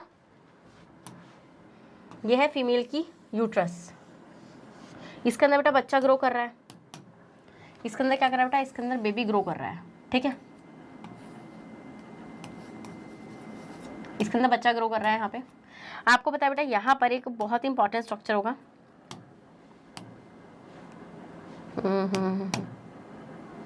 चलो ये नहीं यार, कलर नहीं समझ आ रहा। चलो, सो ये हो जाएगा बेटा आपका यहाँ पे, ठीक है। So this is the placenta here and it attaches to the baby through the umbilical cord. ठीक है, this is the placenta here, जो किसके थ्रू जुड़ा होता है बेटा, बच्चे से अम्बिलिकल कोड के थ्रू जुड़ा होता है। किसके थ्रू, अम्बिलिकल कोड के थ्रू ये आपका जुड़ा हुआ होता है।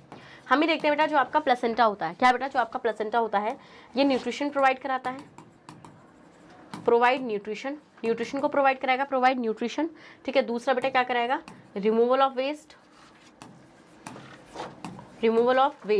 बेटा वेस्ट को रिमूव कराएगा, जैसे कि आपका CO2 वेस्ट हो गया या जो भी वेस्ट होता है उसको ये रिमूव कराता है। ठीक है, इंपॉर्टेंट न्यूट्रिएंट जैसे कि आपका ग्लूकोज हो गया, जो भी मदर खाएगी बेटा, वो मदर जो भी चीज़ खाएगी वो प्लेसेंटा के थ्रू ही बच्चे को मिलेगा। डन, स्क्रीनशॉट लो आप इसका। तो हम यहाँ पे देखेंगे बेटा, जो ओवरी का फंक्शन होता है ये मेल गैमीट को प्रोड्यूस करता है, सेक्स हार्मोन को प्रोड्यूस करता है। कौन से सेक्स हार्मोन? एस्ट्रोजन और प्रोजेस्टेरॉन। एस्ट्रोजन जो होता है फीमेल के सेकेंडरी सेक्सुअल कैरेक्टर्स को कंट्रोल करता है बेटा। जो प्रोजेस्टेरॉन होता है वो जो बॉडी प्रेगनेंसी हार्मोन होता है आपका। यूट्रस का फंक्शन क्या होगा बेटा? ये क्या करेगा? बेबी को नरिश करेगा। It expand according to the growth of the baby. ठीक है, ये क्या करेगा बेटा? ये बेबी की ग्रोथ यहीं पर होगी। नेक्स्ट आता है बेटा यूट्रस के फंक्शन पे, तो it support and nourishes the body developing foetus and expand according to the growth of the baby. चलिए नेक्स्ट आते हैं बेटा फैलोपियन ट्यूब के फंक्शन। तो ये एग्स को कैरी करती है बेटा ओवरी से यूट्रस तक and they act as the site for fertilisation. ठीक है, और यहाँ पर बेटा फर्टिलाइजेशन होता है। नेक्स्ट प्लेसेंटा एक कनेक्टिंग लिंक होता है between mother's body and the baby and mother's body के बीच में। It is a disc embedded in the uterine wall. बेटा ये यूट्रस की वॉल में एम्बेडेड होती है disc. This is a special tissue. बेटा ये एक स्पेशल टिश्यू होता है, कंटेन्स विलाई, जिसमें बेटा विलाई कंटेन होती है on the embryo side of the tissue. The mother's end of the placenta has a blood spaces which surround the villi. समझ में आप लोगों को? Yes ma'am. चलिए so next, placenta function as a site of exchange of material between the blood of the mother to the baby. Placenta जो होता है बेटा यहाँ पे किसका चीज़ों का एक्सचेंज होता है, मटेरियल्स का एक्सचेंज होता है ब्लड और मतलब मदर और बेबी के बीच में। ठीक है, ब्लड मदर के ब्लड के थ्रू। That developing embryo generate certain waste. बेटा जो डेवलपिंग एम्ब्रियो होता है वो कुछ जनरेट्स को प्रोड्यूस करता है, वो भी also this is also remove through the placenta. Thus placenta serve as the nutritive respiratory and excretory organ of the foetus. ठीक है, ओके। नेक्स्ट आते हैं बेटा क्वेश्चन नंबर 21 और देखते हैं क्वेश्चन नंबर 21 क्या कह रहा है। With the help of one example for each, one example की हेल्प से बेटा आप हमें बताइए distinguish between acquired trait and inherited trait. देखिए एक्वायर्ड ट्रेट वो होते हैं बेटा जो हम लोग लाइफ टाइम में एक्वायर करते हैं। ठीक है, बट जो इनहेरिटेड ट्रेट होते हैं बेटा वो मम्मी पापा से आए हुए कैरेक्टर्स होते हैं। समझ में आने वाला पॉइंट आप लोगों को? Yes ma'am. जैसे बच्चा का डांस कर रहा है तो बेटा वो मम्मी पापा के एक्वायर्ड ट्रेट है, मतलब कि मम्मी पापा के इनहेरिटेड ट्रेट नहीं है बेटा, वो उसके एक्वायर्ड ट्रेट हैं जो कैरेक्टर्स उसने अपने लाइफ टाइम में एक्वायर करें। ठीक है, गेन करें। So why are these trait experiences acquired during the entire lifetime of an individual, not inherited in the next generation? बेटा क्यों आपके acquired traits जो होते हैं वो inherit नहीं होते हैं नेक्स्ट जनरेशन में? बिकॉज बेटा इनका सीन गेमेटिक सेल में नहीं होता है, मतलब कि इनका जब तक गेमेटिक सेल के डीएनए में कोई चेंज नहीं आएगा बेटा, जब तक वो ट्रेट आपका आगे ट्रांसमिट नहीं हो सकता है। ठीक है, आइए देखते हैं। तो एक्वायर्ड ट्रेट्स क्या होते हैं बेटा? दो trait that are developed by the individual during his life time. ठीक है, ये ऐसे ट्रेट्स होते हैं बेटा जो इंडिविजुअल अपने लाइफ टाइम में एक्वायर करता है बेटा। और इनहेरिटेड ट्रेट्स ऐसे ट्रेट होते हैं बेटा जो इंडिविजुअल जो होता है बेटा उसके पास वो बर्थ से होता है, जैसे hair colour, eye colour. Next, they are result of changes in non reproductive tissues. ठीक है, ये क्या होता है बेटा? जब नॉन रिप्रोडक्टिव टिश्यू के अंदर चेंज होता है बेटा तब जाके आपका एक्वायर्ड ट्रेट प्रोड्यूस होता है। मान लो एक बॉडी बिल्डर का बच्चा है, बॉडी बिल्डर ही थोड़ी बनेगा वो, या उसकी बॉडी बॉडी बिल्डर जैसी होगी? नहीं बेटा, क्योंकि वो बॉडी बिल्डर की जो बॉडी है ना वो मतलब वो उसने एक्वायर करी है, उसने बॉडी बनाई है जिम में जाकर। ठीक है, next, they are a result of change in DNA. बेटा जो इनहेरिटेड ट्रेट्स होते हैं जब डीएनए में चेंज आता है तब जाकर आपके वो मतलब कि आपको मिलते हैं। Next, they can not be passed on to the progeny. बेटा ये जो होता है आपके एक्वायर्ड ट्रेट ये प्रोजेनी में पास नहीं हो सकते, मतलब कि ऐसा नहीं होगा कि मम्मी पापा से वो बच्चों में पास हो जाए। Example, pierced year, large muscle size. ठीक है, यस मैम। जैसे कि कानों को पियर्स कराना, बेटा देखो कान को पियर्स कराना, नोज को पियर्स कराना ये एक एक्वायर्ड ट्रेट है। ये नहीं है कि मम्मी पापा से मतलब मेरी मम्मी की नाक बिंदी हुई तो मेरी भी नाक बिंदी भी होगी, ऐसा थोड़ी है। हाँ, next, they are transmitted in the progeny. Example, eye colour, skin और हेयर। समझ में आ गया वाला पॉइंट आप लोगों को? Yes ma'am. तो traits can be passed on to the next generation. बेटे जो ट्रेट्स होते हैं वो आपके नेक्स्ट जनरेशन में पास हो सकते हैं ओनली तभी जब इनका डायरेक्ट इफेक्ट किस पर हो? जीन्स पर हो। ठीक है, so the trait acquired during the life time of an individual can not B inherited. जो एक इंडिविजुअल ने अपनी लाइफ में एक्वायर करे होते हैं ट्रेट वो कभी भी इनहेरिट नहीं हो सकते हैं as they do not affect the genetic makeup of an organism. In fact these trait develop due to the use and disuse of organ. बेटा ये ट्रेट्स जो होते हैं जो एक्वायर ट्रेट होते हैं वो जब आपके डेवलप होते हैं जब आप किसी ऑर्गन का ज्यादा यूज कर रहे होते हैं या डिसयूज कर रहे होते हैं due to the direct effect on the environment. जैसे बेटा मैंने आपसे क्या बोला था? मैंने आपसे बोला ना एक बॉडी बिल्डर है, उसने बॉडी बनाई तो बेटा उसने मसल का ज्यादा इस्तेमाल करा इसलिए उसकी बॉडी बनी। समझ के वाला पॉइंट आप लोग? यस मैम, ये चीज हमें समझ में आ गई। Next, thus they are not passed on to the next generation. For example, एक रेसलर है बेटा, तो wrestler develops large muscles because of his training programme. Wrestler ने बहुत ज्यादा मसल्स को डेवलप किया अपने ट्रेनिंग प्रोग्राम्स की वजह से। इट डज नॉट मीन, इसका मतलब ये नहीं है बेटा कि इसके offsprings will necessary will have a large muscles, कि भैया उसके बच्चों की भी लार्ज मसल होगी। बताओ बॉडी बिल्डर का बच्चा भी एक दिन का भी नहीं है वो मसल बनाया पड़ा है, ऐसा थोड़ी होता है। Similarly if a lady pierce her nose, अगर एक लेडी ने अपनी नाक को छिदवाया है so the children produce to her will not have a pierce nose by birth. ऐसा नहीं है कि उसके बच्चों की नाक मतलब कि बर्थ से बिंदी होगी, वो एक पर्सन एक्वायर करता है। समझ गए? Yes ma'am. सो नेक्स्ट आते हैं बेटा क्वेश्चन नंबर 22। क्वेश्चन नंबर 22 क्या कह रहा है बेटा, एनालाइज द फॉलोइंग ऑब्जर्वेशन। बेटा इस ऑब्जर्वेशन को एनालाइज करो। Table showing variation of image distance with object distance. ठीक है, यहाँ पे इमेज डिस्टेंस रखा है ऑब्जेक्ट डिस्टेंस के साथ। In case of a convex lens answer the questions that follow without doing any calculation. ठीक है, ओके। सो आइए देखते हैं कॉन्वेक्स लेंस के लिए ऑब्जेक्ट डिस्टेंस है -100 सेंटीमीटर और इमेज डिस्टेंस है इतना। मतलब ये सारी आपको दे रखी हैं चीज़ें। चलिए अब देखते हैं क्या है। ये बोल रहे हैं ये वाले में what is the focal length of the convex lens. Focal length क्या होगी बेटा कॉन्वेक्स लेंस की, give reason to justify your answer. ठीक है, next write the serial number of the observation which is not correct. On what basis you are arrived at this conclusion? Select an appropriate scale and draw a ray diagram for the observation at serial number 2 and find the approximate value of magnification. तो देखते हैं बेटा यहाँ पे, तो हम देखते हैं फ्रॉम ऑब्जर्वेशन थर्ड, जो आपकी थर्ड ऑब्जर्वेशन है बेटा। देखो आपका जो थर्ड ऑब्जर्वेशन है जहाँ पे आपका ऑब्जेक्ट डिस्टेंस 40 दे रखा है बेटा और इमेज डिस्टेंस भी 40 दे रखा है। ठीक है, तो हम ये देख रहे हैं जो रेडियस ऑफ कर्वेचर है लेंस की वो 40 सेंटीमीटर है ना। Yes ma'am. So at a distance of object, जब ऑब्जेक्ट आपका 40 सेंटीमीटर की डिस्टेंस पर रखा हुआ है तो इमेज डिस्टेंस भी आपकी सेम है, देख लो ना आप यहाँ पे। Yes ma'am. तो फोकल लेंथ कितनी हो जाएगी, कितनी हो जाएगी बेटा, रेडियस ऑफ कर्वेचर का हाफ ही तो होता है, तो 20 सेंटीमीटर आपकी फोकल लेंथ हो जाएगी। फिर ये बोल रहे हैं बेटा आपका यहाँ पे कि कौन से में serial number of observation which is not correct, कौन सा सही नहीं है बेटा। तो ये बोल रहे हैं बेटा सीरियल नंबर 6 आपका सही नहीं है, जहाँ पर इन्होंने ऑब्जेक्ट डिस्टेंस को 25 सेंटीमीटर बता रखा है बेटा और यहाँ पे इमेज डिस्टेंस को 120 सेंटीमीटर बता रखा है भैया। Serial number 6 is not correct for this observation because the object distance is between the focus and pole. जो क्योंकि जो object distance है बेटा वो pole and focus के बीच में है। And in such cases, ऐसे केसेस में जो आपकी इमेज बनती है बेटा वो हमेशा वर्चुअल होती है, हमेशा वर्चुअल होती है बेटा। But in this case real image is formed as the image distance is positive. But यहाँ पे ये दिखा रहे हैं कि इमेज आपकी रियल है क्योंकि इमेज डिस्टेंस को पॉजिटिव लिखा है वहाँ पे उसने, hence v should be negative. आपका वी यहाँ पे नेगेटिव होना चाहिए था, तभी वो केस आपका सही होता। नेक्स्ट ये बोल रहे हैं बेटा आपका क्या है, next select N appropriate case and draw रे diagram for the observation serial number 2। Serial number 2 में बेटा आपको ऑब्जर्वेशन जो गिवन है उसके आपका रे डायग्राम बनाना है आपको। ठीक है, तो this is the convex lens, convex था ना, हाँ ठीक है। तो कॉन्वेक्स लेंस हो गया बेटा आपका। तो देखो यहाँ पे आपको मेजरमेंट ही करने पड़ेंगे बेटा, आपको सिंपल सी बात ये तो पता ही है आपको कि भैया आपने लिया कॉन्वेक्स लेंस। ठीक है, आपका 60 सेंटीमीटर पर क्या रखा था बेटा, ऑब्जेक्ट रखा था। ऑब्जेक्ट से पैरेलल रेज जाएंगे बेटा तो ये कन्वर्जिंग लेंस होता है तो फोकस से पास करेंगे। देन अगर कोई ऑप्टिकल सेंटर से जाएगी बेटा तो ये ऑप्टिकल सेंटर से पास करेगी तो आपको ऑब्जेक्ट मिलेगी F2 के पीछे। ठीक है, तो वो कितनी डिस्टेंस पर होगी आप उस डिस्टेंस को मेजर कर लेंगे। अब बेटा ये मैग्निफिकेशन पूछ रहे हैं तो मैग्निफिकेशन क्या होता है बेटा, लेंस का V/U। यस मैम, तो V कितना है बेटा आपका यहाँ पे, V आया आपका 30 सेंटीमीटर। आप मेजर करोगे स्केल से इस चीज़ को। ठीक है, तो ये रहेगा आपका 30 सेंटीमीटर और जो आपका पॉजिटिव होगा क्योंकि जो आपकी इमेज बन रही है बेटा वो राइट हैंड साइड पर बन रही है according to the Cartesian system. ठीक है, नेक्स्ट U आपका नेगेटिव होगा क्योंकि ऑब्जेक्ट वहाँ पर रखा हुआ है विच इज -60, तो 0 से 0 कैंसिल हो जाएगा आपका 1/2 विच इज 0.5। ठीक है, माइनस का, तो ये हमें क्या बता रहा है बेटा, इमेज जो है वो छोटी है और नीचे की तरफ बनी है ना। चलो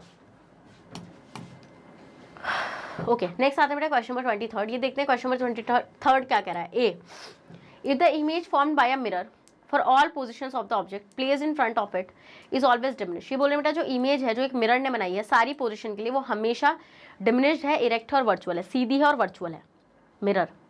okay, state the type of mirror, कौन से टाइप का मिरर है बेटा, डायग्राम बनाई है इस आंसर को जस्टिफाई करने के लिए। Write one use of such mirror are put to and why. देखो आपको सिंपल से पता है बेटा ये है आपका कॉन्वेक्स मिरर। क्या है बेटा, ये है आपका कॉन्वेक्स मिरर, क्योंकि आपको पता है बेटा कॉन्वेक्स मिरर जो होता है वो हमेशा इरेक्ट इमेज बनाता है, वर्चुअल इमेज बनाता है। ठीक है, एंड कैसी इमेज बनाता है बेटा, डिमिनिश्ड इमेज बनाता है। तो हम यहाँ पे क्या देखेंगे बेटा, ये है आपका convex lens, convex mirror. So this is convex mirror. ठीक है, yes this is convex mirror. तो हम यहाँ पे क्या देखेंगे बेटा, ये आपका इसका फोकस पीछे की तरफ होता है बेटा, this is centre of curvature. तो हम यहाँ पे क्या देखते हैं बेटा, ये जो मिरर होता है बेटा ये आपका डाइवर्जिंग मिरर होता है ना। तो ये क्या करेगा बेटा, ये डाइवर्ज कर देगा इस तरीके से, कर देगा नहीं कर देगा, बिल्कुल कर देगा मैम। तो हम देखेंगे बेटा जब ये आपकी पैरेलल आ रही है बेटा ये फोकस से पास करती है ना। यस मैम, ये पैरेलल आ रही थी, फोकस से पास करती, मतलब इमेज आपको कहाँ मिलेगी, फोकस पर। तो इमेज अगर आपका ऑब्जेक्ट इन्फिनिटी पर है तो आपको ऑब्जेक्ट की जो इमेज है वो कहाँ मिल रही है बेटा, फोकस पर मिल रही है, जो काफी डिमिनिश्ड है बेटा। और यहाँ पर रेज आपकी सच में मीट नहीं कर रही है, इसलिए इमेज वर्चुअल है और सीधी इमेज बनती है बेटा यहाँ पर आपकी। ठीक है, ऐसे मिरर्स को इसलिए बेटा इन मिरर्स को कहाँ पे यूज़ किया जाता है, कार व्यू मिरर्स में यूज़ किया जाता है। जो रियर व्यू मिरर्स होते हैं ना कार्स के बेटा, वहाँ पे कॉन्वेक्स मिरर को यूज इसलिए किया जाता है जिससे कि लार्ज फील्ड ऑफ व्यू को हम लोग वहाँ पे कवर कर लें, छोटे से एरिया में। स्क्रीनशॉट लो। चलिए नेक्स्ट बोल रहे हैं बेटा ये define the radius of curvature of a spherical mirrors, write the find the nature and focal length of the spherical mirror whose radius of curvature is 24 centimetre. बेटा रेडियस ऑफ कर्वेचर आपको पता है बेटा सेंटर से, जैसे मैंने आपको बताया था radius of curvature is basically the centre, जैसे सेंटर होता है ना एक सर्कल का, यस मैम, जैसे स्फेरिकल मिरर है बेटा, ठीक है। तो मान लो यहाँ पे ये हो गया, तो यहाँ से लेके यहाँ तक की डिस्टेंस पूरी ये क्या हो जाएगी बेटा, ये हो जाएगी आपकी radius of curvature, yes ma'am.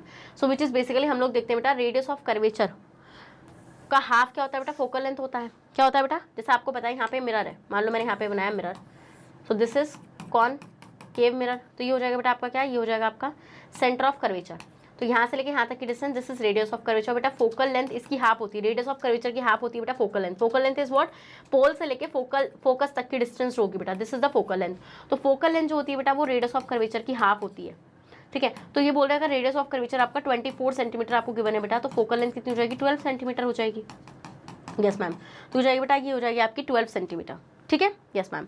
तो नेचर कैसा होगा बेटा आपका, यहाँ पे फोकल लेंथ आपकी पॉजिटिव आई है, मतलब कि आपका जो मिरर होगा वो कौन सा होगा बेटा आपका, अब आप देखो ना यहाँ पे ये वाला आपका वो ये होगा आपका कॉन्वेक्स मिरर, है ना, यस मैम। तो हम देखेंगे बेटा आपका यहाँ पे, चलो तो ये बोल रहे हैं what type of mirror is a convex mirror. और वहाँ पे मत सोचना कि मैंने वहाँ पे कॉनकेव का डायग्राम बनाया तो कॉनकेव होगा, नहीं बेटा वो मैंने सिर्फ एग्जाम्पल देने के लिए बताया था। तो पहले आपको तो पता है बेटा वो मिरर कौन सा होगा, कॉन्वेक्स होगा, जहाँ पर इमेज आपकी वर्चुअल बन रही होगी, डिमिनिश बन रही होगी और इरेक्ट बन रही होगी। It is a diverging mirror, जो क्या करेगा बेटा, जो रेस को डाइवर्ज करेगा, ठीक है, यस मैम। नेक्स्ट बेटा द रे डायग्राम इज शोन बिलो, ये आपने देख भी रहे हैं यहाँ पे। तो ये बोल रहे हैं बेटा यूज ऑफ कॉन्वेक्स मिरर, इसका यूज क्या होता है बेटा, इसको यूज किया जाता है रेयर व्यू मिरर्स में व्हीकल्स के अंदर, it is always produces a virtual erect and diminished image of an object. So images of a vehicle over a wide area can be seen easily in it. Next radius of curvature क्या होता है बेटा, the distance between the centre of curvature and the pole of a spherical mirror. Pole और centre of curvature के बीच की जो सारी distance होती है उसको हम रेडियस ऑफ कर्वेचर बोलते हैं बेटा। आपको पता है बेटा फोकल लेंथ जो होता है रेडियस ऑफ कर्वेचर का हाफ होता है, विच मीन्स 12 सेंटीमीटर प्लस का है। तो इसका मतलब यहाँ पे प्लस से ही हमें पता चलेगा कि भैया कॉन्वेक्स मिरर होगा आपका है, क्योंकि आपको पता है बेटा ये मान लीजिए पोल है आपका, पोल से इधर साइड की सारी डिस्टेंसेस नेगेटिव होती हैं, पोल से इधर साइड की सारी डिस्टेंसेस पॉजिटिव होती हैं। सो नाउ आप क्या कर रहे हैं बेटा, आप इधर साइड की डिस्टेंसेस देखेंगे तो यहाँ पे नेगेटिव है, आपकी जो फोकल लेंथ होती है बेटा वो इधर साइड होती है, कॉन्वेक्स मिरर की इमेज इधर साइड बनती है बेटा, मिरर के पीछे बनती है, ठीक है। तो इसलिए उसकी फोकल लेंथ हमेशा पॉजिटिव होगी। 24th क्वेश्चन क्या कह रहा है बेटा आपका यहाँ पे, a student suffering from myopia. बेटा एक स्टूडेंट है जो मायोपिया से सफर कर रहा है, is not able to see distinctly the objects placed beyond 5 centimetre. बेटा वो 5 मीटर से पीछे की जो डिस्टेंस के ऑब्जेक्ट उनको नहीं देख पा रहा है।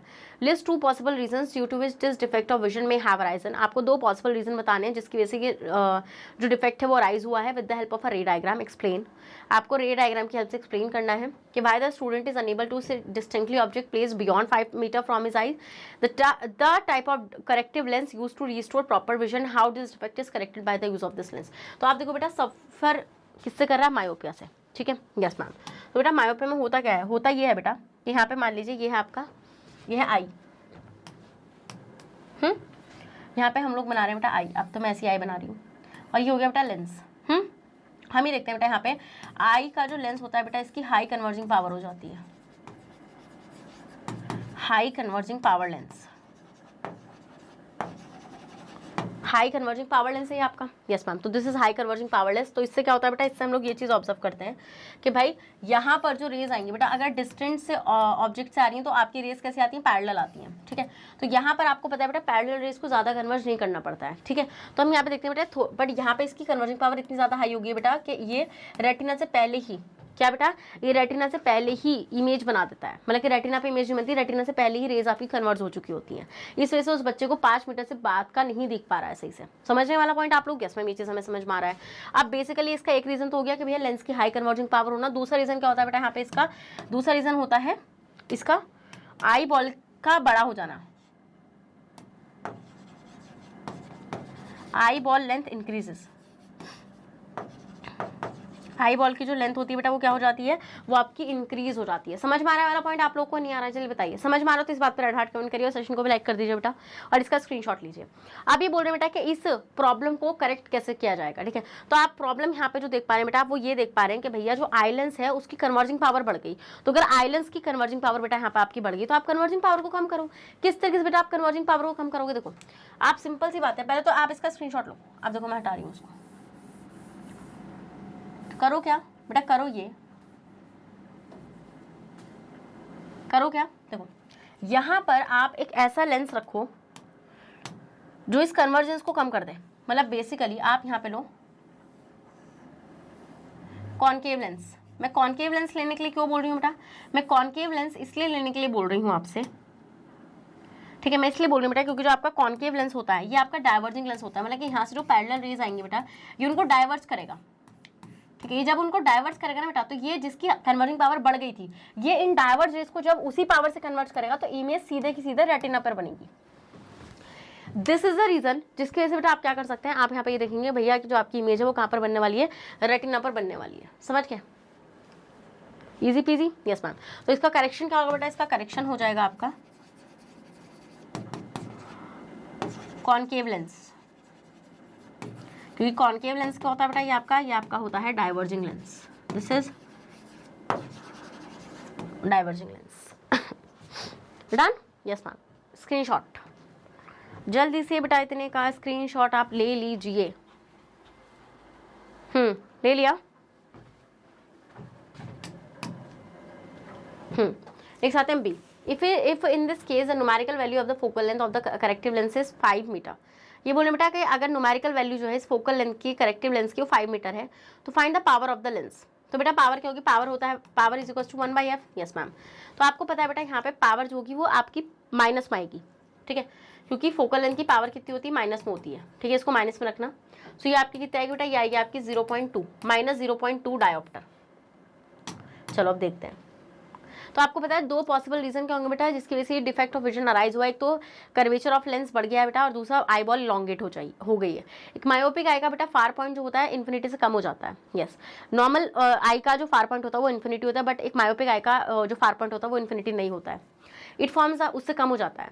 Next, it forms a image of a distant object in front of the retina, बेटा वो रेटिना के सामने इमेज बना देती है, ठीक है, यहाँ पर मतलब रेटिना पर इमेज नहीं बन पाती है, रेटिना से पहले इमेज बन जाती है।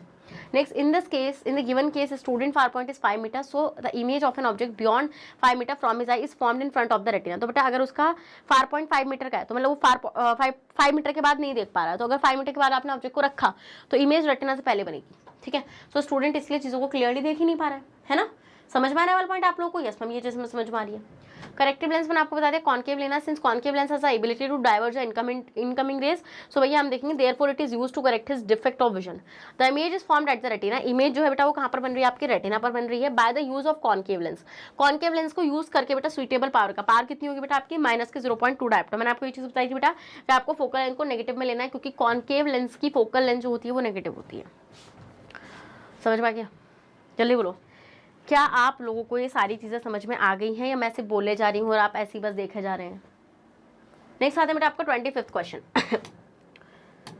ओके, नेक्स्ट देखते हैं 25th क्वेश्चन क्या कह रहा है। When you add a few drops of acetic acid to a test tube containing sodium bicarbonate powder. Okay, आपने क्या लिया बेटा, आपने लिया acetic acid which is CH3COH, और आपने लिया है sodium bicarbonate powder which is sodium hydrogen carbonate NaHCO3। Which of the following is your observation, आपके ऑब्जर्वेशन क्या होंगी। नो रिएक्शन टेक्स प्लेस, कोई रिएक्शन नहीं होगी, ये MCQ वाला पार्ट आ गया। A colourless gas with a pungent smell is released, colourless gas बेटा जिसकी पंजेंट स्मेल होगी वो रिलीज होगी। एक ब्राउन गैस बनेगी बेटा और एक फॉर्मेशन होगा बबल्स का of a colourless and colourless gas, ठीक है। देखो आपको पता है बेटा यहाँ पे क्या है, CH3COH रिएक्शन किस हो रही है, सोडियम हाइड्रोजन कार्बोनेट से। तो बेसिकली होगा कि यहाँ पे आपको मिलेगा CH3COONA, साथ में आपको क्या मिलेगा बेटा, आपको CO2 गैस मिलेगी और साथ में वाटर मिलेगा, ठीक है। तो आपको पता है बेटा यहाँ पे क्या होगी, यहाँ पे आपके फॉर्मेशन होगा बबल्स का, ठीक है, colourless gas which is CO2। चलो नेक्स्ट आता है 26 question. While studying the saponification, जब आप सपोनिफिकेशन को पढ़ रहे होते हैं, सपोनिफिकेशन बेसिकली क्या होता है, जहाँ से सोप का फॉर्मेशन होता है, जहाँ पर जो आपका एस्टर होता है ना विच इज CH3COONA, देख रहे हो एन लिख रही हूँ, पहली सोप लिख रही हूँ, CH3COO(C2H5), जब बेटा किससे रिएक्शन कर रहा होता है, बेस से रिएक्शन कर रहा होता है विच इज NaOH। तो साथ में आपका क्या बनता है बेटा, यहाँ पे आपको मिलता है साबुन विच इज CH3COONA, और साथ में बेटा आपको मिलती है दारू विच इज C2H5OH, ठीक है, यस मैम। तो ये बोल रहे बेटा what you observe when you mix an equal amount of colourless vegetable oil and 20% aqua solution of NaOH in a beaker. Obviously बात है बेटा, यहाँ पे क्या होगा, जब आप कलरलेस वेजिटेबल ऑयल को 20% aqua solution of NaOH beaker में ऐड करेंगे तो होगा क्या बेटा, यहाँ पे जो कलर है मिक्सचर का वो डार्क ब्राउन हो जाएगा, एक ब्रिस्क एफर्वेसेंस प्रोड्यूस होगी, the outer surface of beaker has become hot, the outer surface of beaker has become cold. तो बेटा क्या होगा यहाँ पे आउटर सरफेस जो होगा बीकर का वो क्या हो जाएगा आपका हॉट हो जाएगा, क्योंकि रिएक्शन में से हीट रिलीज होगी। डन? Yes ma'am. चलिए देखो, ब्रिस्क एफर्वेसेंस का मतलब होता है कहीं पर गैस प्रोड्यूस हो रही है, जहाँ पे गैस प्रोड्यूस नहीं हो रही वहाँ पे कैसे ब्रिस्क एफर्वेसेंस करा सकते हो आप लोग। नेक्स्ट आते हैं बेटा क्वेश्चन नंबर 27। एक स्टूडेंट रिक्वायर हार्ड वाटर। बेटा एक स्टूडेंट है बेटा जिसको हार्ड वाटर की रिक्वायरमेंट है for an experiment in his laboratory, एक एक्सपेरिमेंट को परफॉर्म करने के लिए, which is not available in the neighbouring area, जो उसके नेबरिंग एरिया में अवेलेबल नहीं है। In the laboratory there are some salts. बेटा लेबोरेटरी में कुछ सॉल्ट्स प्रेजेंट हैं, which when dissolve in distilled water, जो बेटा डिस्टिल्ड वाटर में जब उसने डिजॉल्व किया उनको, can convert it into hard water. Select from the following group of salt, a group each salt of which when dissolved in distilled water will make it hard।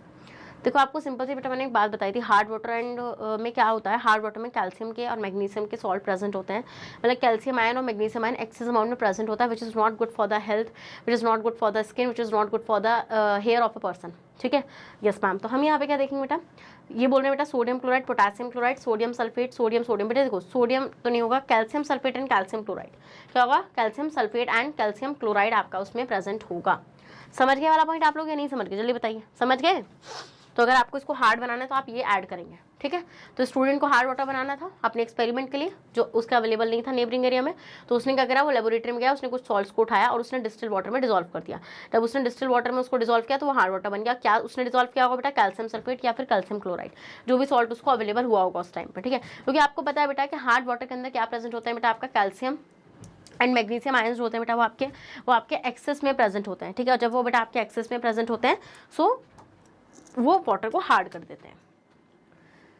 28 question, to perform an experiment. बेटा एक experiment को perform करना है to identify the different parts of an embryo in of a dicot seed. ठीक है भैया, आप dicot seed के एम्ब्रियो को डिफरेंट पार्ट्स देखना चाहते हैं। First of all you require a dicot seed. सबसे पहले आपको डाइकॉट सीट चाहिए। डाइकॉट सीट क्या होता है बेटा आपका, डाइकॉट सीट एक ऐसा सीट होगा बेटा आपका जहाँ पे आपके, देखो डाइकॉट सीट क्या होगा बेटा, ऐसे ना उसके पास दो कॉटलिडन होता है, ऐसे दो पंखे लटके होते हैं।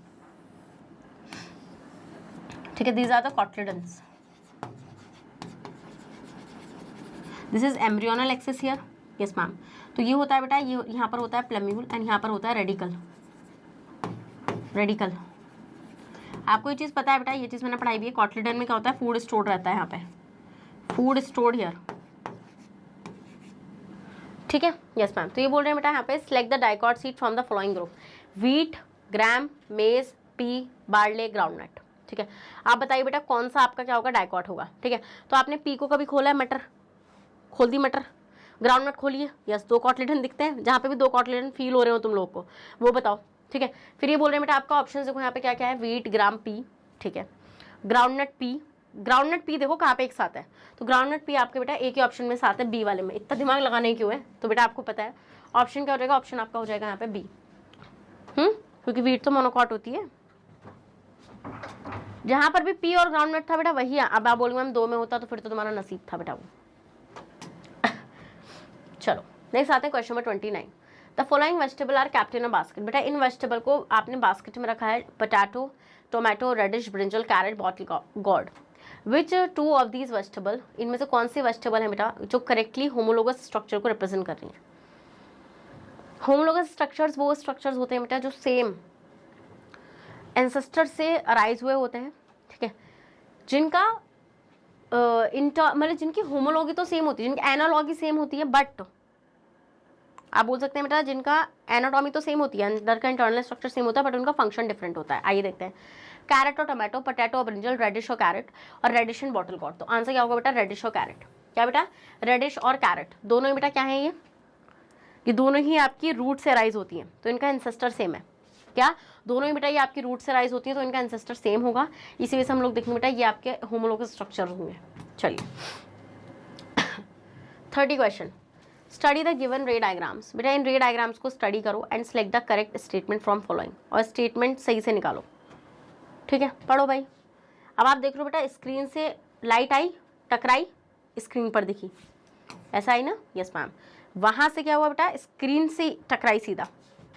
ओके, यहाँ पर 25 सेंटीमीटर था बेटा, वहाँ पर 20 सेंटीमीटर है। ओके, मतलब वहाँ पे रिफ्लेक्शन नहीं हो रहा, यहाँ पे हो रहा है। चलिए आइए देखते हैं। Device X is a concave mirror and device Y is a convex lens whose focal length are 20 cm and 25 cm respectively. Device x आपकी कॉन्वेक्स लेंस है बेटा, तो आंसर क्या होगा, आंसर होगा इसका यहाँ पे डिवाइस एक्स जो है वो कॉन्वेक्स लेंस है और वाई जो है वो कॉनकेव मिरर है। देखो एक्स तो है आपका कॉन्वेक्स लेंस और ये है बेटा आपका कॉनकेव मिरर, एंड ये हो जाएगा आपका कॉन्वेक्स लेंस। ठीक है, तो हम यहाँ पे क्या देखेंगे बेटा, आपका यहाँ पे जिसकी फोकल लेंथ 20 है और एक की फोकल लेंथ 25 सेंटीमीटर। अब आप ध्यान से इसको ऑब्जर्व करो बेटा, जब आप इसको ऑब्जर्व करोगे तो आप देखोगे, आपको पता है कॉनकेव मिरर कैसा मिरर होता है, गिव मी द आंसर, बताओ कॉनकेव मिरर कैसा मिरर होता है। कन्वर्जिंग मिरर होता है, यहाँ पे कन्वर्जेंस हो रहा है, बिल्कुल मैम। यहाँ पर आप देख रहे हो ऐसे रेज आ रही है बेटा, एंड ये आपकी एक तरीके से इस तरीके से कन्वर्ज हो रही है। ठीक है मैम, अब बताओ मुझे कॉन्वेक्स लेंस कैसा होता है। कन्वर्जिंग लेंस ही तो होता है, कन्वर्जिंग लेंस होता है। यस मैम, तो यहाँ पर बेटा क्या हो रही है, आ रही है और ये एक जगह कन्वर्ज हो रही है। ठीक है, तो ये इसकी स्क्रीन है 25 सेंटीमीटर की, उसकी थी बेटा कितनी, 20 सेंटीमीटर की। चलिए, सो अब आप बोलेंगे मैम ये वाला भी तो हो सकता है बेटा। यहाँ पे देखो ना, यहाँ पे आपका कॉनकेव मिरर है, बस फोकल लेंथ गलत दिखा रखी है बेटा आपकी।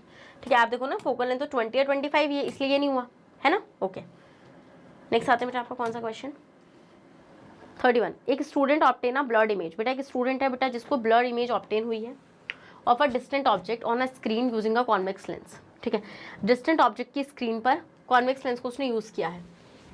To obtain a distinct image on the screen he should move the lens. उसको अगर डिस्टिंक्ट इमेज चाहिए स्क्रीन पर तो वो मूव को लेंस करना चाहिए उसको स्क्रीन से दूर, towards the screen, to a position very far away from the screen, either towards or away from the screen depending upon the position of the object. तो आंसर डी होगा बेटा आपका। अब भैया वो डिपेंड करता है, वो आगे भी लेकर आ सकता है, स्क्रीन के पास भी लेकर जा सकता है, स्क्रीन से दूर भी लेकर जा सकता है। डिपेंड करता है बेटा कि उसके ऑब्जेक्ट की पोजीशन कहाँ पर है। हाँ, डिपेंड करता है बेटा उसके ऑब्जेक्ट की पोजीशन कहाँ पर है। समझ में आया, आया कि नहीं आया? बिल्कुल आया मैम। चलिए नेक्स्ट क्वेश्चन नंबर 32 क्या कह रहा है बेटा आपका यहाँ पे, student very consciously traces the path of a ray through a glass slab for a different values of the angle of incidence. He then measured the corresponding value of the angle of refraction and the angle of emergence for every value of the angle of incidence. On analyzing these measurement angles, his conclusion would be. एक बात आपको अच्छे से पता है बेटा, सबसे पहले ये इमर्जेंस इंसिडेंसी क्या होता है। देखो ये है ग्लास स्लैब, क्या बेटा ये है आपका ग्लास स्लैब, ये आपका ग्लास स्लैब। ठीक है, यहाँ पर क्या हुआ बेटा, यहाँ पर आपकी रेज आई इस तरीके से। ठीक है, यस मैम, तो ये थी आपकी इंसिडेंट रे, ये क्या थी बेटा, ये थी आपकी इंसिडेंट रे। यस मैम, अब बेटा जब ये आई, ठीक है, तो ये नॉर्मल था, तो ये आपकी इस तरीके से मतलब बेंड करके, तो दिस इज रिफ्लेक्टेड रे। फिर बेटा ये निकलेगी यहाँ से आपकी, तो दिस इज इमर्जेंट रे। ठीक है, तो आपको पता है बेटा जो नॉर्मल और किसके बीच में बनेगा बेटा, इंसिडेंट रे के बीच में एंगल बनेगा, वो होगा आपका एंगल आई। रिफ्लेक्टेड रे और नॉर्मल के बीच में एंगल आर और इसके बीच में एंगल ई। ठीक है, यस मैम, आपको पता है बेटा अकॉर्डिंग टू क्या आपका जो वो होता है लॉ ऑफ रिफ्रैक्शन। ठीक है, उसमें आपको पता है एंगल आई एंगल ई के इक्वल होगा आपका। ठीक है, मतलब यहाँ पे इक्वल होंगे और एंगल आर से बड़े होंगे, क्योंकि आपको पता है बेटा यहाँ पे आप देखो ना, यहाँ पे स्टूडेंट ने ग्लास स्लैब को यूज़ किया है, देख लो ना आप यहाँ पे। ठीक है, तो अब आपने यहाँ पे क्या देखा, देखो यहाँ पे लिखा हुआ है ना उसने कि भैया student very continuously traces the path of a ray through a glass slab for different values of angle of incidence. ठीक है, तो यहाँ पे आपको पता है बेटा जो आपका आई और ई होगा वो क्या होगा बेटा, आपका इक्वल होगा। ठीक है, और आपका जो आर होगा वो छोटा होगा, क्योंकि बेटा आपकी दो मीडियम सेम है, तो दोनों मीडियम एयर है। यहाँ पे आप यहाँ पे देख रहे हो बेटा, ये भी एयर हो गया आपका, ये भी एयर हो गया, तो जब दोनों मीडियम बेटा आपकी एयर हो जाएंगे तो आप यहाँ पे क्या देखेंगे, और भैया ग्लास स्लैब आपका ये दोनों है रेयरर है, क्या है बेटा, ये दोनों आपके रेयरर मीडियम है, ये दोनों आपके रेयरर मीडियम है और ये आपका डेंसर मीडियम है। तो हम देखेंगे बेटा आपका आई और ये तो आपका सेम ही रहेगा ना, बट आपका जो एंगल ऑफ रिफ्लेक्शन है वो कम हो जाएगा इन दोनों से, और ये दोनों तो सेम ही रहेगा क्योंकि speed of light in air तो सेम ही रहने वाली है। समझ में आया नहीं आया, समझ में, जल्दी बताओ, आया नहीं आया समझ में? यस मैम समझ में आ गया। जल्दी से बेटा आप इतने का स्क्रीनशॉट ले लो, जल्दी से इतने का स्क्रीनशॉट ले लिया बेटा, इतने का स्क्रीनशॉट। यस मैम ले लिया हमने इतने का screenshot. Next question number 33, study the following ray diagram. बेटा इस रे डायग्राम को पढ़ो। In this diagram the angle of incidence and the angle of emergence and the angle of deviation respectively have been observed. चलो देखो देखो ये क्या है बेटा, ये है आपका, ये है आपकी इंसिडेंट रे, ये नहीं है वो है, ये है बेटा आपकी इंसिडेंट रे, ये है बेटा, ये है आपकी रिफ्लेक्टेड रे,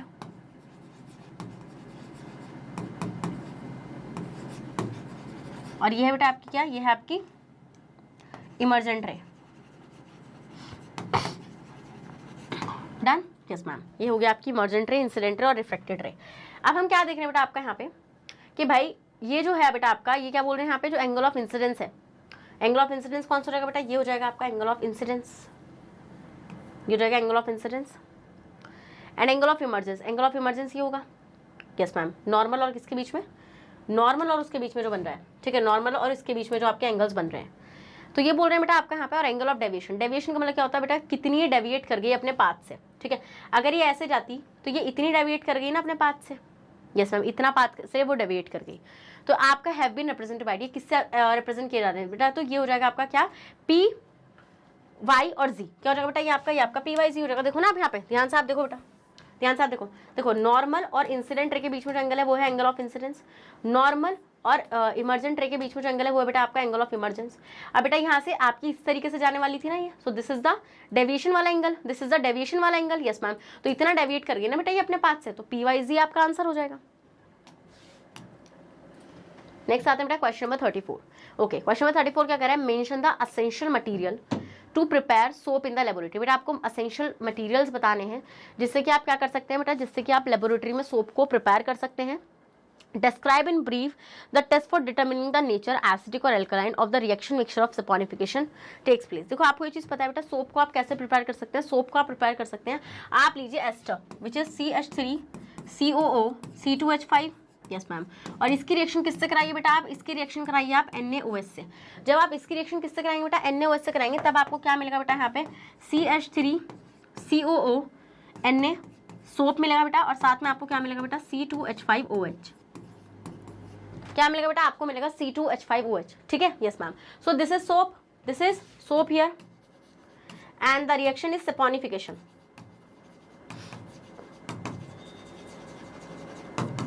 रिएक्शन आपकी क्या हो जाएगी बेटा, सपोनिफिकेशन हो जाएगी, यस मैम। पहले आप इतने का स्क्रीनशॉट लो। अब ये बोल रहे हैं बेटा the essential chemical required to prepare a soap in laboratory of vegetable oil, पे तो आपको वेजिटेबल ऑयल लगेगा बेटा, सोडियम हाइड्रोक्साइड लगेगा which is NaOH। In order to determine the nature of the reaction mixture of saponification takes place with dip.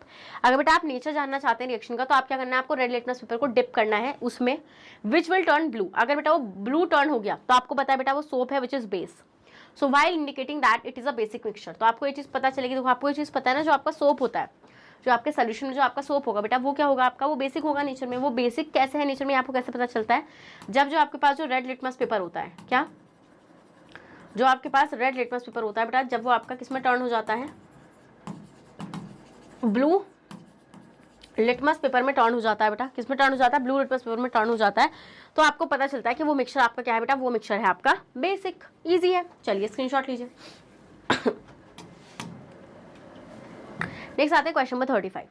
Draw in sequence and show the process of binary fission in amoeba. Amoeba का बेटा binary fission आपको दिखाना है। Amoeba बना लो बेटा सबसे पहले। सो this is amoeba here.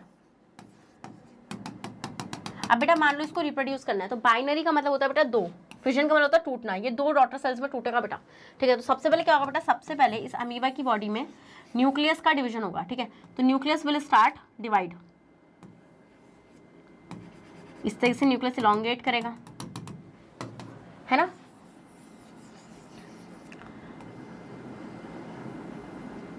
ऐसे। देन अल्टीमेटली क्या होगा बेटा आपका यहाँ पे, ये न्यूक्लियस आपका डिवाइड हो जाएगा।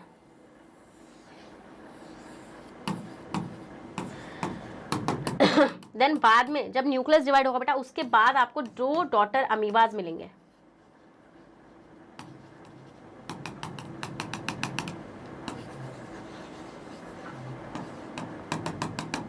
डन, तो आपको मिल जाएंगे बेटा दो डॉटर अमीबा सेल। तो पहले क्या होगा बेटा, पहले होगा न्यूक्लियस का division which is called karyokinesis, and then बाद में होगा साइटोप्लाज्म का division which is called cytokinesis. समझ में आया नहीं समझ में आया, चल बताओ आया कि नहीं आया, समझ में आया कि नहीं आया, समझ में आ गया ना, चलो स्क्रीनशॉट ले लो। तो हम देखेंगे बेटा आपके यहाँ पे binary fission in amoeba is a sexual type of reproduction in which the organism split directly into two equal half size organism each with a copy of a parental genetic material. Next आता है बेटा आपका 36, a student focuses the image of a candle flame. एक student है बेटा जो क्या कर रहा है, जो कैंडल इमेज को फोकस कर रहा है बेटा at about 2 metre from a convex lens of a focal length 10 centimetre on a screen. After that he moves gradually the flame towards the lens. धीरे धीरे बेटा वो फ्लेम को लेंस की तरफ लेकर आता है। Each time focuses its image on a screen. तो ये बोल रहे हैं बेटा in which direction does he move the lens to focus the flame on the screen. बेटा वो किस डायरेक्शन में लेंस को मूव करेगा जिससे कि फ्लेम जो है बेटा वो किस पर, स्क्रीन पर दिखे, है ना, स्क्रीन पर बने आपकी। तो in which direction does he move the lens to focus the flame on the screen. ठीक है, फिर next what happens to the size of the image of the flame formed on the screen. जो size होगा image का वो कैसा होगा, जो स्क्रीन पर बनेगा। What difference is seen in the intensity, मतलब brightness of the image to the flame on the screen. Next what is seen on the screen when the flame is very close. बेटा क्या scene होगा जब आपका जो flame होगा वो काफी क्लोज होगा, ठीक है, अबाउट 5 सेंटीमीटर होगा लेंस से। तो हम देखेंगे बेटा he moves the lens away from the screen to focus on the image. बेटा अगर उसको इमेज को फोकस करना है तो उसको लेंस को क्या करना पड़ेगा, दूर लेकर जाना पड़ेगा। ठीक, ही move the lens away from the screen, screen से लेंस को दूर लेकर जाना पड़ेगा। तो उसने बोला है ना यहाँ पे कि स्टूडेंट जो हो रहा है वो इमेज को फोकस कर रहा है कैंडल फ्लेम की, place at about 2 metre from a convex lens, ठीक है, ऑफ अ फोकल लेंथ कितना 10 centimetre on a screen. After he move gradually the flame towards the lens and each time focus is the image. तो अगर वो image को focus करना चाहता है तो भैया वो क्या करेगा, वो टुवर्ड्स द लेंस मतलब कि अवे फ्रॉम द लेंस लेकर जाएगा। ठीक है, यस मैम। नेक्स्ट बेटा ये बोल रहे हैं what happen to the size of the image. तो आपको पता है बेटा जो इमेज का साइज है वो बढ़ जाएगा, जितना दूर जाएगी, ठीक है, वो बढ़ जाएगा इमेज का साइज। नेक्स्ट बेटा ये बोल रहे हैं what is the difference in seen in the intensity of the image of the flame. ठीक है, तो हम देखेंगे जो intensity of the image decreases as the flame moves towards the lens. बेटा जितना ज्यादा इमेज लेंस के पास आएगा बेटा, ठीक है, उतनी ही ज्यादा जो इमेज की जो इंटेंसिटी है वो क्या होने लगेगी बेटा, डिक्रीज होने लगेगी। क्या होने लगेगी आपकी, डिक्रीज होने लगेगी। फिर हम ये देखेंगे बेटा आपकी नेक्स्ट है बेटा D part, what is the scene on the screen when the flame is very low to the lens. तो बेटा क्या सीन होगा, नथिंग कैन बी सीन, कुछ दिखेगा ही नहीं, as the image formed is virtual, क्योंकि इमेज तो वर्चुअल है ना। क्योंकि लेंस कौन सा यूज कर रहा है यहाँ पे आप खुद देखो, ये लेंस कौन सा यूज कर रहा है, ये लेंस यूज कर रहा है आपका कॉन्वेक्स लेंस। आपको ये चीज अच्छे से पता है बेटा, जो हमारा कॉन्वेक्स लेंस होता है, जो हमारा कॉन्वेक्स लेंस होता है बेटा यहाँ पर, ये रहा, यस मैम, ठीक है। तो आप क्या करेंगे बेटा, आपको पता है कि कॉन्वेक्स लेंसेज में आपके 6 केसेस होते हैं, है ना, यस मैम। आप क्या करेगा बेटा, आपका यहाँ पे ये ऑब्जेक्ट को क्या लेकर आ रहा है, लेंस को ये दूर, ये बोल रहे हैं ना what is the scene on the screen when the flame is very close. जब बहुत ज्यादा क्लोज होगी, आपको पता है बेटा यहाँ पे फोकस हो गया, यहाँ पे 2F हो गया, तो मतलब यहाँ पे क्या होगा बेटा, आपका ये ऑप्टिकल सेंटर ऑफ फोकस के बीच में होगी, काफी क्लोज होगी, मतलब कि ऑप्टिकल सेंटर ऑफ फोकस के बीच में होगी, यस मैम। क्योंकि देखो ना यहाँ पे फोकल लेंथ ही 10 सेंटीमीटर की है, फोकल लेंथ 10 सेंटीमीटर की है। ये बोल रहा है कि भैया 5 मीटर करीब लेकर आ गए, तो 5 मीटर आप यहाँ लेकर आ गए ना। अब आपको पता है बेटा ये लेंस कैसा होता है, कन्वर्जिंग लेंस होता है। तो यहाँ से रेज जाएंगी बेटा, ठीक है, पैरेलल, बट यहाँ से क्या होगा बेटा, this is the single case of it, जहाँ पे बेटा इमेज आपकी कहाँ पर बनेगी, मिरर के मतलब के लेंस के कैसे बनने वाली है, वर्चुअल बनने वाली है इस केस में आपकी इमेज। समझ में आया पॉइंट या नहीं आया, जल्दी बताइए। ये चीज़ आपको समझ में आ रही है ना, यस मैम, ये चीज़ हमें समझ में आ रही है। चलिए, तो ये चीज़ मैम हमें समझ में आ गई। और कोई डाउट, मुझे तो लग नहीं रहा यहाँ से आपको होगा। तो student, this is all about for this amazing and wonderful session. I hope बेटा आपको अच्छे समझ में आ चुका है। अगर समझ में आ चुका है तो इसी बात पर रेड हार्ट कमेंट करिए, बेटा सेशन को भी लाइक कर दीजिए। आपको पता है बेटा कि we are the only platform in India जो आपको एक्सेस कराते हैं हाई क्वालिटी कंटेंट एजुकेशन, वो भी बिल्कुल फ्री ऑफ कॉस्ट। यस, हम लोग आपसे बेटा एक भी पैसा चार्ज नहीं करते हैं for any of the lecture, ठीक है। आपको पता है बेटा हमारे पास जो आपको टॉप कोर्सेज मिलते हैं वो हमारे इंग्लिश और हिंदी मीडियम दोनों बोर्ड्स मतलब कि दोनों के लिए अवेलेबल होते हैं। जैसे सीबीएसई बोर्ड की अगर मैं बात करूंगी बेटा, तो यहाँ पर आप क्या देखते हैं बेटा, 6th से लेकर वो 6th बोल रही हूँ, सॉरी केजी से लेकर बेटा क्लास 12th तक की फ्री ऑफ कॉस्ट क्लासेस मिल जाती हैं आपको, ठीक है। अगर आप दिल्ली, बिहार, यूपी, एमपी, राजस्थान बेटा इन बोर्ड्स की बात करेंगे तो हम यहाँ पे आपको बेटा 6 से लेकर क्लास 12 तक की free of cost classes provide कराते हैं, ठीक है। और ये क्लासेस आपको मिलती है बेटा कहाँ पर, ये आपको मिलती है हमारे दूसरे चैनल जिसका नाम है बेटा मैग्नेट ब्रेन्स हिंदी मीडियम। क्या नाम है बेटा उसका नाम है magnet brains Hindi medium channel, ठीक है। तो वहां पर जाकर आप इसको सबके पूरे कोर्स को एक्सेस कर सकते हैं। अलॉन्ग विथ हमारे पास वैदिक मैथ्स है बेटा, crash course and spoken English, ये सारे भी कोर्सेज आपको हमारे पास अवेलेबल मिल जाएंगे। चलिए ठीक है। नेक्स्ट आते हैं बेटा, आपको e books and e notes चाहिए। अगर आपको e books and e notes चाहिए तो बेटा उसका लिंक आपको कहाँ मिलेगा, डिस्क्रिप्शन बॉक्स में मिल जाएगा, आप जाकर उसको वहां से ग्रैब कर सकते हैं। ठीक है, और आप हमें फॉलो कर लीजिए बेटा through YouTube, Facebook, Instagram, Twitter and WhatsApp, इन सब के थ्रू बेटा जल्दी से फॉलो भी कर लीजिए। और चैनल की ताजा खबरों के लिए बेटा बने रहिए कहां पर, आप कम्युनिटी पोस्ट पर। ठीक है, कम्युनिटी पोस्ट पर बेटा आपको डेली अपडेट्स मिलती हैं रिगार्डिंग लाइव एंड जो भी रिकॉर्डेड वगैरह है, जो भी सेशंस आपके होते हैं सब चीजों के लिए। ठीक है, so student this is all about for this session. अब हम लोग सॉल्व करेंगे बेटा 2016 का क्वेश्चन पेपर, बिल्कुल भी मिस मत करिएगा बेटा उस सेशन को, वो मैं लेकर आऊंगी आपका नेक्स्ट डे। सो अपना ख्याल रखिएगा बेटा, बने रहेगा मेरे साथ मैग्नेट ब्रेन्स पर। Thank you so much.